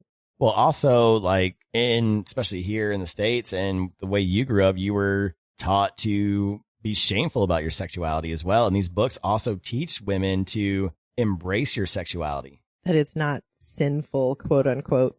It's not sinful. You're not a slut, blah, blah, blah, blah, blah. None of that bullshit. Those are all just made up words. Patriarchy words. Yep. To shame you guys. But again, if a male does it, they're a stud. They're a pimp. They're fucking awesome. Thanks, patriarchy. If a guy asks you what's your body count and you say, let's say 10 or something like that, oh, you fucking slut. And then you go to a guy, hey, what's your body count? I don't know, like 100. Dude, that's fucking awesome. You know? The double standard. Of course. Gross. Yeah. So these books are embracing femininity, embracing, trying to show women what men should be like, how women should be treated. This has been the longest random chapter ever. Yeah.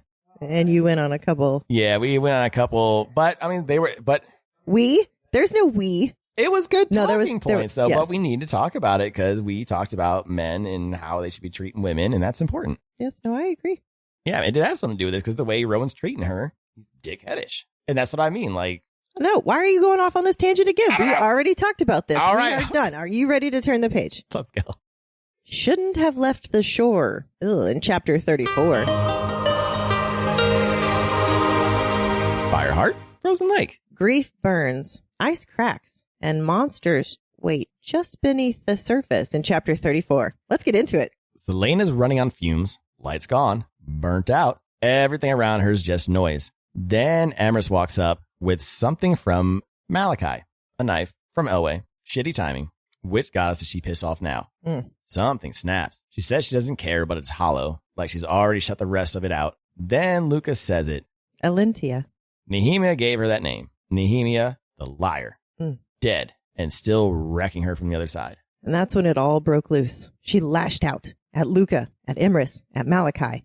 She didn't care about their stories, their lives, any of it. Just leave her the hell alone. She was yelling now, trying to shout over the wailing in her own head. Grief, guilt, fury, spinning too loud to hold in. Imris just looked at her, and she couldn't name the expression on his face. Might have been pity or sadness, maybe something sharper. And the others stood there like statues, quiet, unmoving. They were a unit, a family. Imris opened his mouth, probably about to offer some ancient wisdom, something gentle, something she could not take right now. So she laughed, loud, cracked, unhinged, and walked right out the door.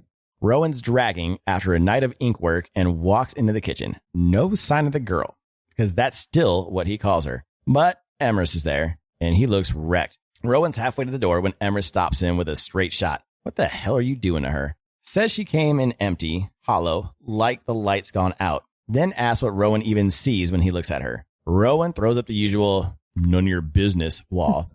But Emrys doesn't back off. Says Rowan's been grinding her down when what she really needs is someone to help her stand. Finally, someone fucking said it. Finally, right? Rowan's ready to argue, though, except Emrys drops a name like a hammer. Evelyn Ashriver. Yeah, Celaena's mom. Turns out they've known who she was this whole time. And that surprises and shuts Rowan up. What? Emrys doesn't gloat, though. He just says what needs to be said. She doesn't need training. She doesn't need punishment. She needs hope. Someone to meet her where she is, not tear her down for not being somewhere else.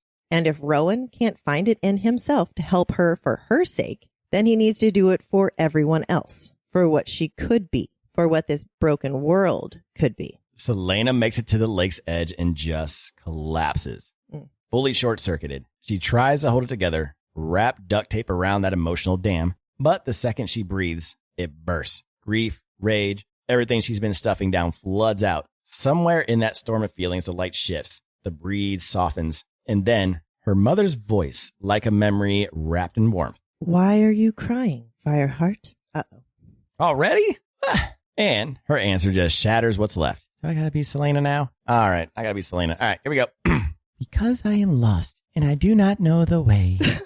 This was a truth she never said to Nehemia. That home doesn't exist anymore. That she wouldn't even know how to find it if it did. And then, of course, Rowan shows up. Breeze, flurry, brooding female sitting down like he's been summoned by emotional distress. He asks if she wants to talk, but she doesn't. Well, apparently that's what he'd been waiting for, because he stands up like he just cracked the Celaena Sardothian emotional code and says, good, we're leaving. I get it now. I understand you. Sir, do you really? I don't think she even understands herself. I don't think he gets it, because what happens next? Right. So after a nice little 5-mile walk, uphill death march, they hit this cave. It's got trouble written all over it. Rowan strolls in like he owns the place. Celaena, every alarm in her body's going off. Inside, it's a graveyard. Rusted armor, abandoned gear, no bodies, just cold. The kind of cold that hits your bones and stays there. And right in the middle of the frozen lake, Luca, shackled, sitting there like he wandered into the wrong part of a bad plan. Gives them a wave like it's nothing. And Rowan is completely unfazed. Go get him, he says. In your Fae form. This is training. Training? Sir, I'm sorry, what? Celaena's furious. And then she realizes something way worse. Rowan froze the lake with his breath. I mean, that's casual, right? No biggie. She spirals because that's the kind of power you don't mess with. Well, her task is simple. Walk across. Don't freak out. Free Luca. Don't die. So she steps out onto the ice, and immediately her brain is like, hey, let's go ahead and unpack all of our trauma right now. She's cracking, literally and mentally. And the ice starts to groan. Her magic starts to pulse. But instead of panicking, she starts whisper singing to herself like she's calming a toddler mid-target meltdown. That fire inside of her, it wants to explode. But she says no, not right now. So are we going to add child endangerment to his list of shit things that he's done? How old is Luca? He's a teenager. I thought he was like 18 or 20 or something. No, she said a boy. Oh, okay. But he has a girlfriend, so teenager. Yeah. Okay. But still, can we add child endangerment to his list? I don't think they look at that the same. Guess who has not endangered a child yet in this series? Kale. She makes it halfway across the lake and starts unraveling. Mortal Celaena didn't have to worry about setting people on fire when she got pissed, but this version, one bad mood, and she's a walking wildfire. And Rowan, back on shore, goes full Jedi. You are the keeper of your own fate. Seriously, he is in her head. I am telling you. He is, dick. Still, she locks it down, breathes, focuses. Just enough heat to melt the chains. Doesn't crack the lake. Woo! Doesn't lose it. Yeah. And Luke is free. Whew. And then she glances down. There's a massive red eye staring up at her through the hole in the ice. What? Okay. Okay. Well, hopefully it's frozen too. It could be. She didn't say it was blinking or nothing, right? I am not mad at Celaena for lashing out at Emrys and all them, and here's why. Well, I'm mad at the fact she did it to them specifically, but I'm not mad at her lashing out because she has been holding this in this entire time, and eventually she was going to crack. Oh, sorry. In that last moment with Rowan before all this, crack. Yeah. And then Emrys talks to Rowan, tells her, you're going about the wrong way. That is pretty much his fault, which it is. And what does he do? Training. Brings her to a cave. Brings her to a cave where he endangered a child frozen in the middle of a fucking lake where he knows that she's been struggling to control her powers and can burn this child alive and would put that on her conscience. It's not even burning him alive. If she can't control her power, she's going to melt the ice and he is chained. So he's just going to sink. Like she doesn't got to do nothing to him. She has to not melt the ice. I'm all for extreme training. I was all for use your anger to shift. Mm-hmm. Cool. Because you know what? Mm-hmm. That doesn't endanger anybody. I was cool with her trying to light candles on fire in the middle of fucking nowhere. Now you're in an enclosed cave with a child in a fucking ice lake. In a seriously dangerous situation. So, why did he think that this is what she needed? He should read some books. I'm sorry, but for me right now, and this is not because I like Kale, I joke around with that. He's fucking rock bottom right now. So in order for me to really, he's really got to pull his head out of his fucking ass. I'm not saying I'm writing him off because I don't write off characters, but he's really got to pull his head out of his ass for me to start liking him. Yeah, there's going to have to be a big shift. I can tell. I do not like him at all. Yeah. Well, speaking of him, what is he looking for on the shore? Let's talk about this. Okay. She's shuffling out to get to Luca, trying to calm herself, singing herself a lullaby. And he's on the shore flipping through weaponry, looking in crevices. What is he even doing? He looks like he's looking for something specific. And then he pulled it out of a crevice. You don't think he's just going through shit, seeing what he can find? Maybe. But why? It looked like he was looking for something specific. And then he pulled it from a crevice. It's sus. I'm sus about it. I thought another very interesting point in this was when Emrys told Rowan that he knew Evelyn Ashriver, she may actually be the reason that the Demi-Fae have a place in the realm. She was actively pushing for that, essentially protesting to have a place for the Demi-Fae out here on the southern continent. So, I mean, it sounds like she's an activist. Yeah, it does. That's awesome. Like a Demi-Fae activist because they've been treated like crap. This has nothing to do with Evelyn. Okay. This has to do with Emrys. Okay. He said they knew who she was this entire time, right? Mm-hmm. Why wouldn't you say something to her? You know she feels lonely.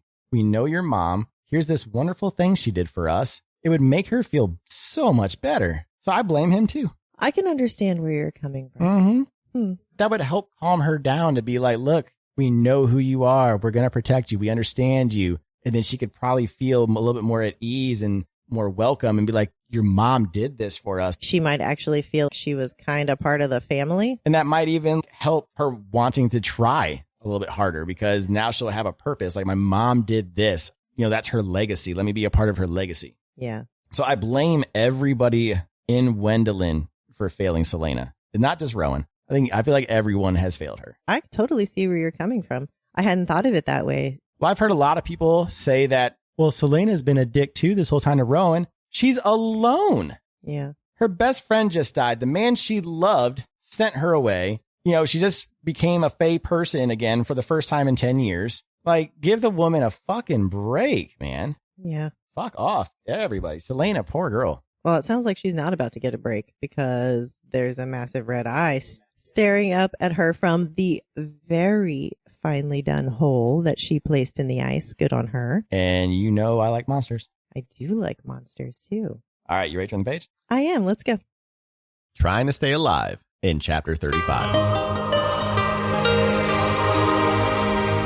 Together. Last chapter this week, where lake monsters, emotional trauma, and shirtless Rowan all make an appearance. Chapter 35 begins. Get off the ice now, she tells Luca. But here's the thing. Celaena isn't running. She's frozen, just staring down at what looks like a jagged crack in the surface. But, oh no, babe. That's not a crack. That's teeth. Lots of teeth. And even Rowan is stunned on the shore. Mr. I always know everything is just standing there like, I didn't know this lake was occupied. Thanks, bro. Now we've got both of them yelling for Luca to hurry the hell up, which is fair because there is a prehistoric sea demon turning this ice into a buffet table. Rowan manages to thicken the ice just enough for them to shuffle slide back like they're speed skating for their lives. Now she gets a full look, massive scaled head just under the ice. Not a dragon, not a wyvern, not a fish, not a serpent, something in between, and missing an eye. Definitely time to move. Then it hits the ice with its tail and the whole thing bounces. Celaena eats it hard.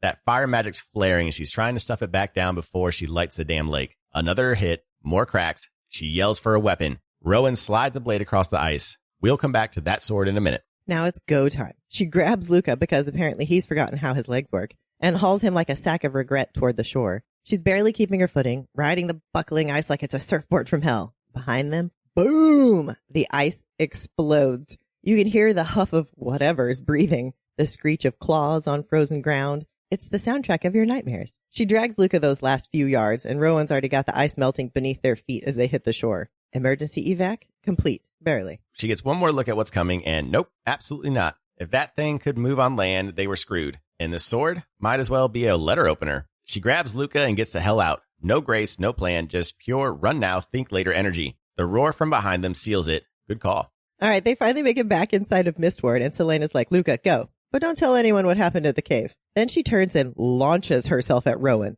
She's not a match for him, clearly. But damn if she doesn't try to rearrange his face. And when she actually lands a hit, oh, she wants more. That fist-to-face connection ignites something. Grief, rage, betrayal. Like she's finally got permission to fight back. He slams her to the ground and then suddenly, surprise twist, he's under her. Girl pulled a reverse Uno card mid-brawl. Then she loses it, just goes off. Throwing punches, yelling in his face about dragging other people into her training, about what he did to Luca, and Rowan just takes it.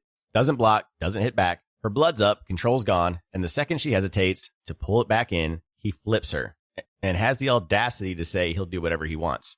Celaena's done playing. She screams loud enough to shut the whole forest up. You will keep other people out of it. No one else. And this cocky bastard just looks her dead in the face and asks, why? Finally, the dam broke. The rage that she'd been holding in about Nehemia and her lies came rushing out. This was why this was her line. Anything else but that. Then she told Rowan the story of what happened with Nehemia and Archer and Rifthold, about hunting down the men who had done it. Rowan merely grunted. Good. Then she looked at him, saw what she had done to his face, his ripped clothes, his forearms. She didn't even realize she'd burnt him until she saw the marks on his wrists, clothes scorched, tattoo melted clean off his arm. Her magic didn't just flare, it branded him. She goes to apologize, but Rowan shuts it down, tells her not to. Not for defending the people she cares about. Also, she's keeping the sword. Then the question hits. What if the cave thing tracks them back? Rowan finally says something useful. The wards around the fortress will hold. The stones are spelled to block out enemies. Even magic can't get through. So they drag their bruised, half-frozen, post-lake monster bodies back into the kitchen, like alley cats who just lost a turf war. And Emrys is not having it. He goes full-on grandmother energy and has no patience for their nonsense tonight. Celaena's officially off kitchen duty for the night and tomorrow, but that's when she realizes everyone's staring. Not at the bruises, but at her. Oh, because she forgot to shift back. She's still rocking her full fae form like it's Casual Fang Friday. Malachi and Emrys get a full look at her, and instead of freaking out, Emrys just shrugs and says, Glad you got a few punches in this time. Protect this man at all costs. That got Rowan's attention, just in time for Emrys to turn the heat on him. Starts going off about how Rowan keeps knocking Celaena around, says her face is scaring the sentries, and their language is rough enough to curdle all the milk in Wendlyn. Then, out of nowhere, Celaena drops to her knees and apologizes. Full on asks for forgiveness for all the shits he said before. Emrys follows that with a bomb. He knew her mother. Oh. And yeah, they've known who she was the whole time. Then Rowan, shock of the damn century, actually helps with dishes. Then Celaena casually mentions that they had a bit of an adventure today. And yes, it was related to the roar that sent the livestock into a panic spiral. Naturally, that prompts a story. We're going to circle back to his I collect stories moment also. So the tale comes from some fool who tried to cross the Cambrian mountains and sneak into Maeve's realm without an invitation. That was an idiot move. He barely survived being chewed up by Maeve's wolves, but before he passed out, he shared one last detail. He had found a cave with a lake inside, and something was in the lake, and it was watching him. It was big as a tree, bigger than anything he had ever seen. Then Luca basically outed himself, blurts out that, yeah, that thing is in the cave. That thing in the cave is nightmare fuel. Real subtle, kid. Oops. The story goes that this thing is ancient, old as the mountain itself, said to come from another world, slipped into this one while the gods were distracted. Doesn't care if you're human or fae, it just eats. Until some fae warriors showed up, carved out one of its eyes, and cursed it to stay trapped under the mountain as long as it stood. Vowed war leftovers, maybe. And here's where the details start to get uncomfortably specific. The creature didn't remember its own name, neither did it know the warrior's name, but what it did remember was that the warrior spoke an ancient form of the old language and wore a gold ring. That's a really helpful description there. I'm sure we can call in a sketch artist, right? Celaena is chanting to herself, "Don't reach for that ring in your pocket, Bilbo. And definitely don't look over at the ruby and that mysterious sword you just claimed." She's not about to start inspecting either here. Besides, it's probably just a coincidence, right? Look at her. I'm pulling a total Delulu Dorian. Coincidence? I think not. Right when the pull had touched the ring starts to overwhelm her, she sees Rowan flinch right where she burned him. That's enough to snap her out of it. Emrys tells them no more fights, no more running off like idiots. They both nod, and yeah, neither of them means it. Celaena couldn't sleep. So naturally, she's lying there, poking at the ring and the sword like they're going to suddenly whisper secrets. Then she remembers the healing salve that Rowan gave her. And listen, this girl has never willingly walked into feelings, but tonight she knocks on his door, fully expecting to get her head bitten off. And then, saucy alert, first thing she notices, the tattoo. It starts at his face, snakes down his neck, and coils across his entire left arm. Well, except for the part where her handprint burns straight through it. So, not like Mike Tyson. Got it. Eyes may have drifted over the rest of what was now uncovered. Pure warrior, muscle, scars, battle history carved into skin. Okay, she may have been staring a little. She tosses him the salve. He starts to brush it off, but she pushes back. He's using it. Then he drops a bomb. She could have healed both of them if she wanted to. What? Come again? Yeah. Fire on her dad's side. A drop of water magic from Mabs. Built-in toolkit. She could have been a healer in her life if her life hadn't turned to a blood-soaked political dumpster fire. But queens don't get normal dreams. As if she hadn't just word vomited some of her secrets, he just told her to get some rest. Training was at dawn. No kitchen duty reprieve without pain. Her stomach dropped at the brush off, and she must have looked as pathetic as she felt because he told her to wait. And then he cracked. Told her everything about his mate, how she had died pregnant, how he blamed himself, how he was too slow to save her, and then hunted down her killers one by one. That sounds similar. Then he just vanished. 10 years, barely eating, shifting in and out of his forms, basically waiting to die, until Maeve dragged him back and offered him purpose. Prince, commander, bound by the blood oath. He had nothing else. She asks him straight, how do you survive that kind of grief? Rowan tells her he didn't. Not really, but maybe there's still a way through it. Maybe they'll figure it out together. And just like that, she gets it. Why she couldn't stand him. He's her, just wearing different scars. He holds out his hand, and for once, she doesn't flinch. She takes it. Does he say that or does she say that? And somewhere far and deep inside her, an ember began to glow. All right, so let's talk about the monster first. What did you glean about the monster? My biggest takeaway is that he is from a whole other world. Uh-huh. And he's obviously been there a very long time. Probably longer than the Fae, I think is what do they say that? Or do they mention how long he's actually been there?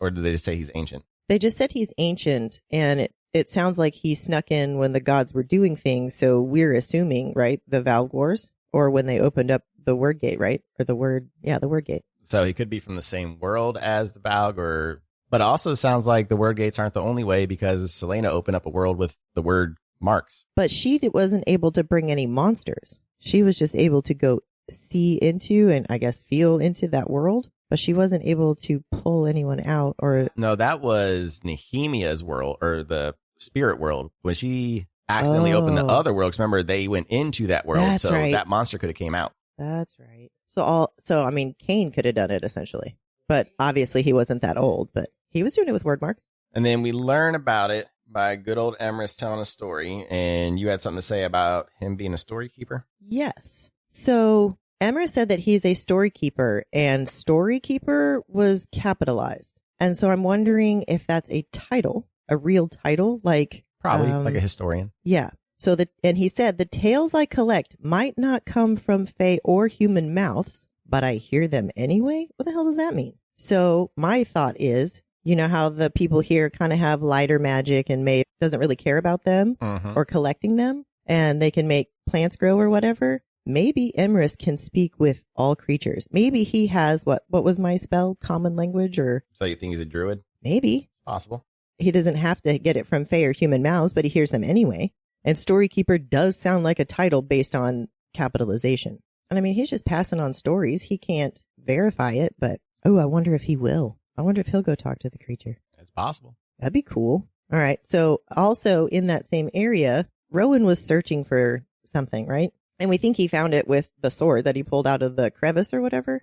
And he slid that sword to Celaena, and now that's the one that she has. And it had a ruby the size of a chicken egg, and it looked like it had been freshly polished, and there was a plain golden ring inside. And we talked about a golden ring here with the fool telling the story, and there was another time we talked about a ring. So this is very obvious that the ring and the sword belong to Maeve's ex-lover. Oh, that's obvious. So do you think that the Fae warrior was her... Oh, yeah. Was her mate? That's 100% obvious, and that ring was going to go to her. So why was the sword... Because he knew he couldn't kill the creature with the sword? Maybe he got eaten. That's why he never showed back up.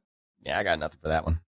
All right, let's talk about the biggest thing, Rowan and Celaena. Yeah, okay. And how quickly we're just forgetting how much of an asshole Rowan is that quickly. Because we have some similar trauma. Together. She realized... I mean, it's an olive branch. It's not an olive branch. It is. Where was it? She realized why she couldn't stand him. It's because we were the same. No, you couldn't stand him because he was being a dick to you the whole time. But he said some nasty shit. That was the mirror of herself. She said some nasty shit to him. She said one Faeus thing the first time they met, and that was it. The rest was her pretty much defending herself because of his shit attitude. Now, I'm not defending his shit attitude. I'm just saying that I can understand why she felt that way because it looked like a mirror of herself. Angry, brooding, not talking to anybody, like basically isolating herself. So that was why she was mad at him. She's mad at herself. Okay, I get that. Okay. But what I'm saying is she is so quick to forgive him because she's saying, oh, I'm just mad at him because I see myself in him. I don't know that there's anything to forgive. There is. He's been a dick. He pretty much said you should have died 10 years ago. The world would be better off. And then he says a whole bunch of other shit. Then he puts Luca in fucking danger. Now, did he not say that after she said her bullshit? After fucking Emrys had to have a talk with his dumb ass. Had Emrys not talked to him, he would still be a dick. I agree. Because he didn't give a fuck about what happened to her. This whole time, he could have asked her himself without Emrys fucking stepping in. He knows what grief is. So if you know what grief is for the last 200 fucking years, 200 years he's been grieving, right? So he should know what grief feels like. And he should see that in Celaena and be like, oh, maybe I shouldn't be a dick. Maybe I should talk to her. But why should he care? He's there because he was told to be there. He's not there because he wants to help her. Okay, but that's not her fault. You don't take it out on her. No, I agree with you. He's been a dick. He needs to apologize. Angry at this, how fast it is to just be like together. And I'm like, you've been a dick this whole time. You could have asked her about her life this whole time. And I'm still mad at Emrys. I've known your mom this whole time. I've known who you are. Say something. This poor girl's been lonely this whole time in Wendlyn. Yeah. Depressed as fuck. And nobody's tried to do anything. Of you have given a fuck about her. That's not true. Luca has. Yeah. And I believe that Emrys tried at the beginning, but when she shut Emrys and Luca down hard at the beginning, why would they keep trying? She was clearly closed off.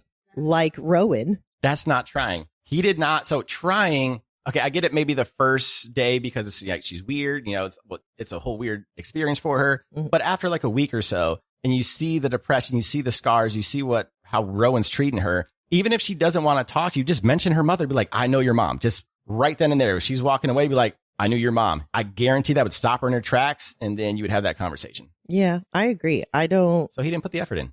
I think we're missing one more thing about Celaena, though. What's a very important thing. That Celaena has a drop of water magic. So she was very specific. SJM was very specific about it being a drop of water magic. Okay. So then her fire came from her father. Mm-hmm. If I'm mathing correctly. Okay. And in Fae, I'd say 50% from dad, 1% from Mab, a drop, and 49% from her mother. So in my thinking, she has fire She can heal with that drop of water. Does she have something else from her mother? I was reading that as she got her healing powers from her mother. No. Well, from Mab's line from her mother. But the drop was very specific. A drop of water. Well, if you think about basic genetics, there's going to be certain genes that overtake other genes, just like I have blue eyes, and technically brown eyes are the most dominant feature. So the fire is probably the most dominant magical genetic thing that she has. Why she said you have a drop, because, you still have some of this in you. You're going to have some of your dad's features, some of mom's features, and it's not all going to be exactly 50-50. So that's my guess.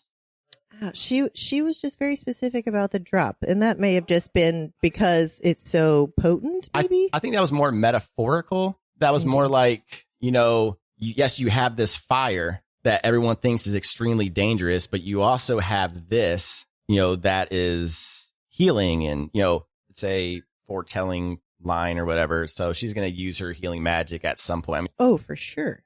All right. Anything else? I think that's it. You ready for He Said, She Said? I am. Let's go. All right, folks, it's time for He Said, She Said, the game where we test each other's knowledge of this week's chapters by guessing who said what. Or more accurately, it's the game where I win because Scott either overthinks it or totally blanks out. Excuse me? I'm just giving you the illusion of superiority. It's called strategery. Is that what we're calling it? Anyway, we've each picked 3 quotes, and the other person has to guess who said them. 30 seconds, no hints, no lifelines, maybe some multiple choice if he begs. And apparently no mercy either. Let's get to it before Genevieve starts drafting her victory speech.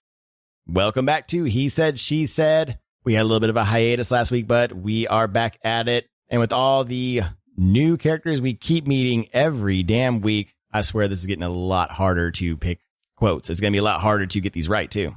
Do we need to make a new game? These are so hard now. No, because this will test our knowledge to make sure we're paying the hell attention. I mean, to direct quotes, though? Between reading, taking notes, and then reading them through the podcast, we should be pretty good with quotes. All right. You ready for your easy? Yes, I am. Go ahead. My father's laws say otherwise. Dorian and Sorscha. Yay! Yay! Ding, ding, ding, ding, ding. There you go. I feel like that was a very easy one. That was. Thank you. You ready for mine? Yes. Okay. I don't know about this one. Uh-oh. Close. This is your favorite quote. I'm so excited for you. Quote of the book. Quote of the book. Rowan to Celaena. You're such a goofball.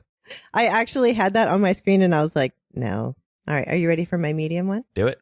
Where is Murtaugh? So that's either Kale, Adian, or Ren. I'm going to... So that's when Ren got attacked. When they got attacked.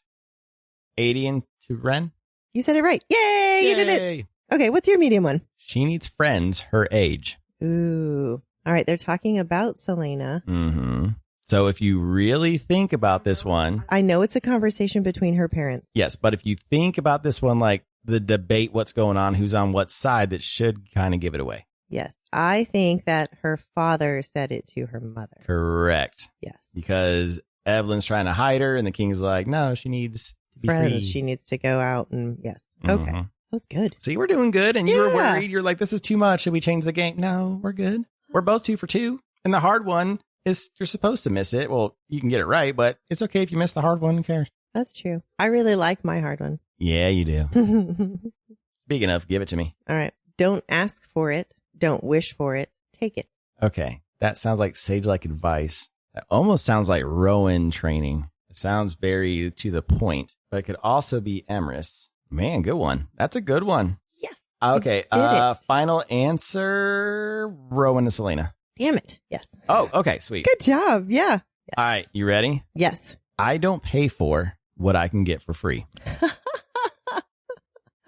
I remember that line because I was like, wow. Yeah. I probably should have put that one medium. That's a pretty slick line right there. That is a pretty slick line. That's Adian to the young woman, the street woman who accosted him. Yeah, I put that in there because I enjoyed that line as well. As soon as I saw that line, I was like, oh, I like this. Yeah, that was I was funny. hoping you would, but yeah, knowing you like these kind of lines. Yeah, I mean, I make jokes, off-color jokes all the time. So we went 3 for 3, both of us, right? Look at us. Well, we All got our right. bonuses. All right, my bonus. You're a worse liar than Vesta. Okay, Vesta. So we're back with the witches. Mm-hmm. You're a worse liar than Vesta. So I'm guessing Manon and Astrid are talking. I don't think it's Sorrel or Sorrel.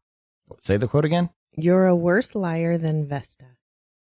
Astrid to Manon, and that's when they explain that only a second can talk to her like that, correct? No. No, damn it. It is Manon to Astrid, and it is when Manon is telling them to take the other coven leader who's kind of weak. Yep. To go hang out, bleed some men, whatever, and like, don't act like you're not going to Astrid, because she was like, I don't know what you're talking about. And she's like, you're a worse liar than Vesta. Ah. Yeah. All right. What's your bonus? You ready? Yes. She's your matron. She's your matron. This is another one with the witches, clearly. Clearly. She's your matron. I mean, she's everyone's matron. There's your also matron. 3 matrons total, technically. Yeah, but we haven't really heard much talk about the blue blood matron or the yellow legs matron recently. True. Like nothing within these chapters, so it's not them. Okay. So what was the quote again? I got distracted.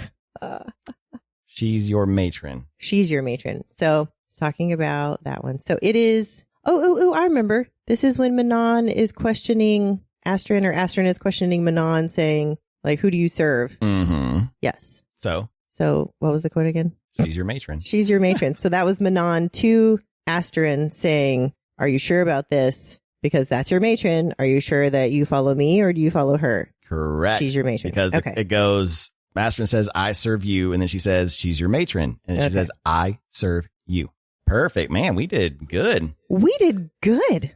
Very fabulous. Maybe we just need that week off to clear our heads and get it right. Maybe I got some training in the meantime. That's right. Okay. Whoa. Part 1 of Heir of Fire is done. We'll see you next week for part 2. And we are on our way to the Assassin's Whisper. Let's go. Welcome, Seekers of Secrets, to Assassin's Whisper. I am Obsidian, sharp as a blade, clever as a riddle, and never where you expect me.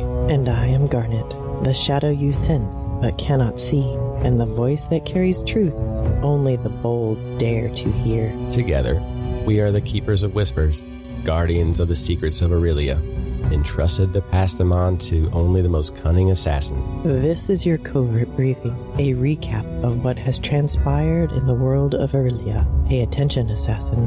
The truth is a weapon, and we're here to make sure you wield it well. Listen carefully for every whisper. Welcome back, my deadly darlings. The whispers have been waiting for you, and this week they spiral through bloodied skies, stolen kisses, and the kind of fire that doesn't ask permission. Manon Blackbeak and her 13 are finally airborne, but respect among witches isn't given, it's earned.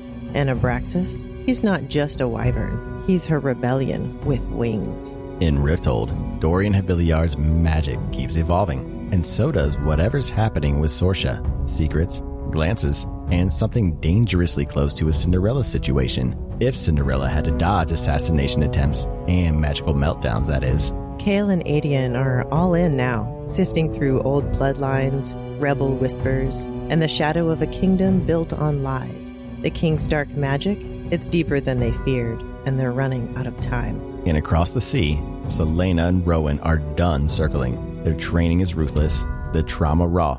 But between blade strikes and windstorms, something shifts. They're not enemies, not quite allies, something in between, and stronger for it. So now the 13 ride, the rebels plot, the prince feels, the assassin breaks, and with part 1 of our tale closed, we suggest catching your breath. Because next, the fire doesn't just burn, it consumes. Until next time, walk the shadows and trust only the whispers.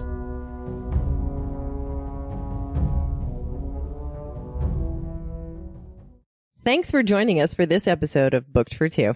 Don't forget to subscribe and leave a review to help other book lovers find the show. Follow us on socials at Booked for Two Podcast for behind-the-scenes content, updates, and sneak peeks. Join us for our live Q&A. We are back to Thursday at 7:30 p.m. Central on TikTok. We will answer your burning questions, react to your theories, and occasionally overshare our book-related emotional damage. Want even more chaos? Join our Discord. The link's in our bio. Come hang out, chat books, and get early access to exclusive content. Finally, do not forget to grab official Booked for Two merch at bookedfor2.com. Until next time, keep turning the page.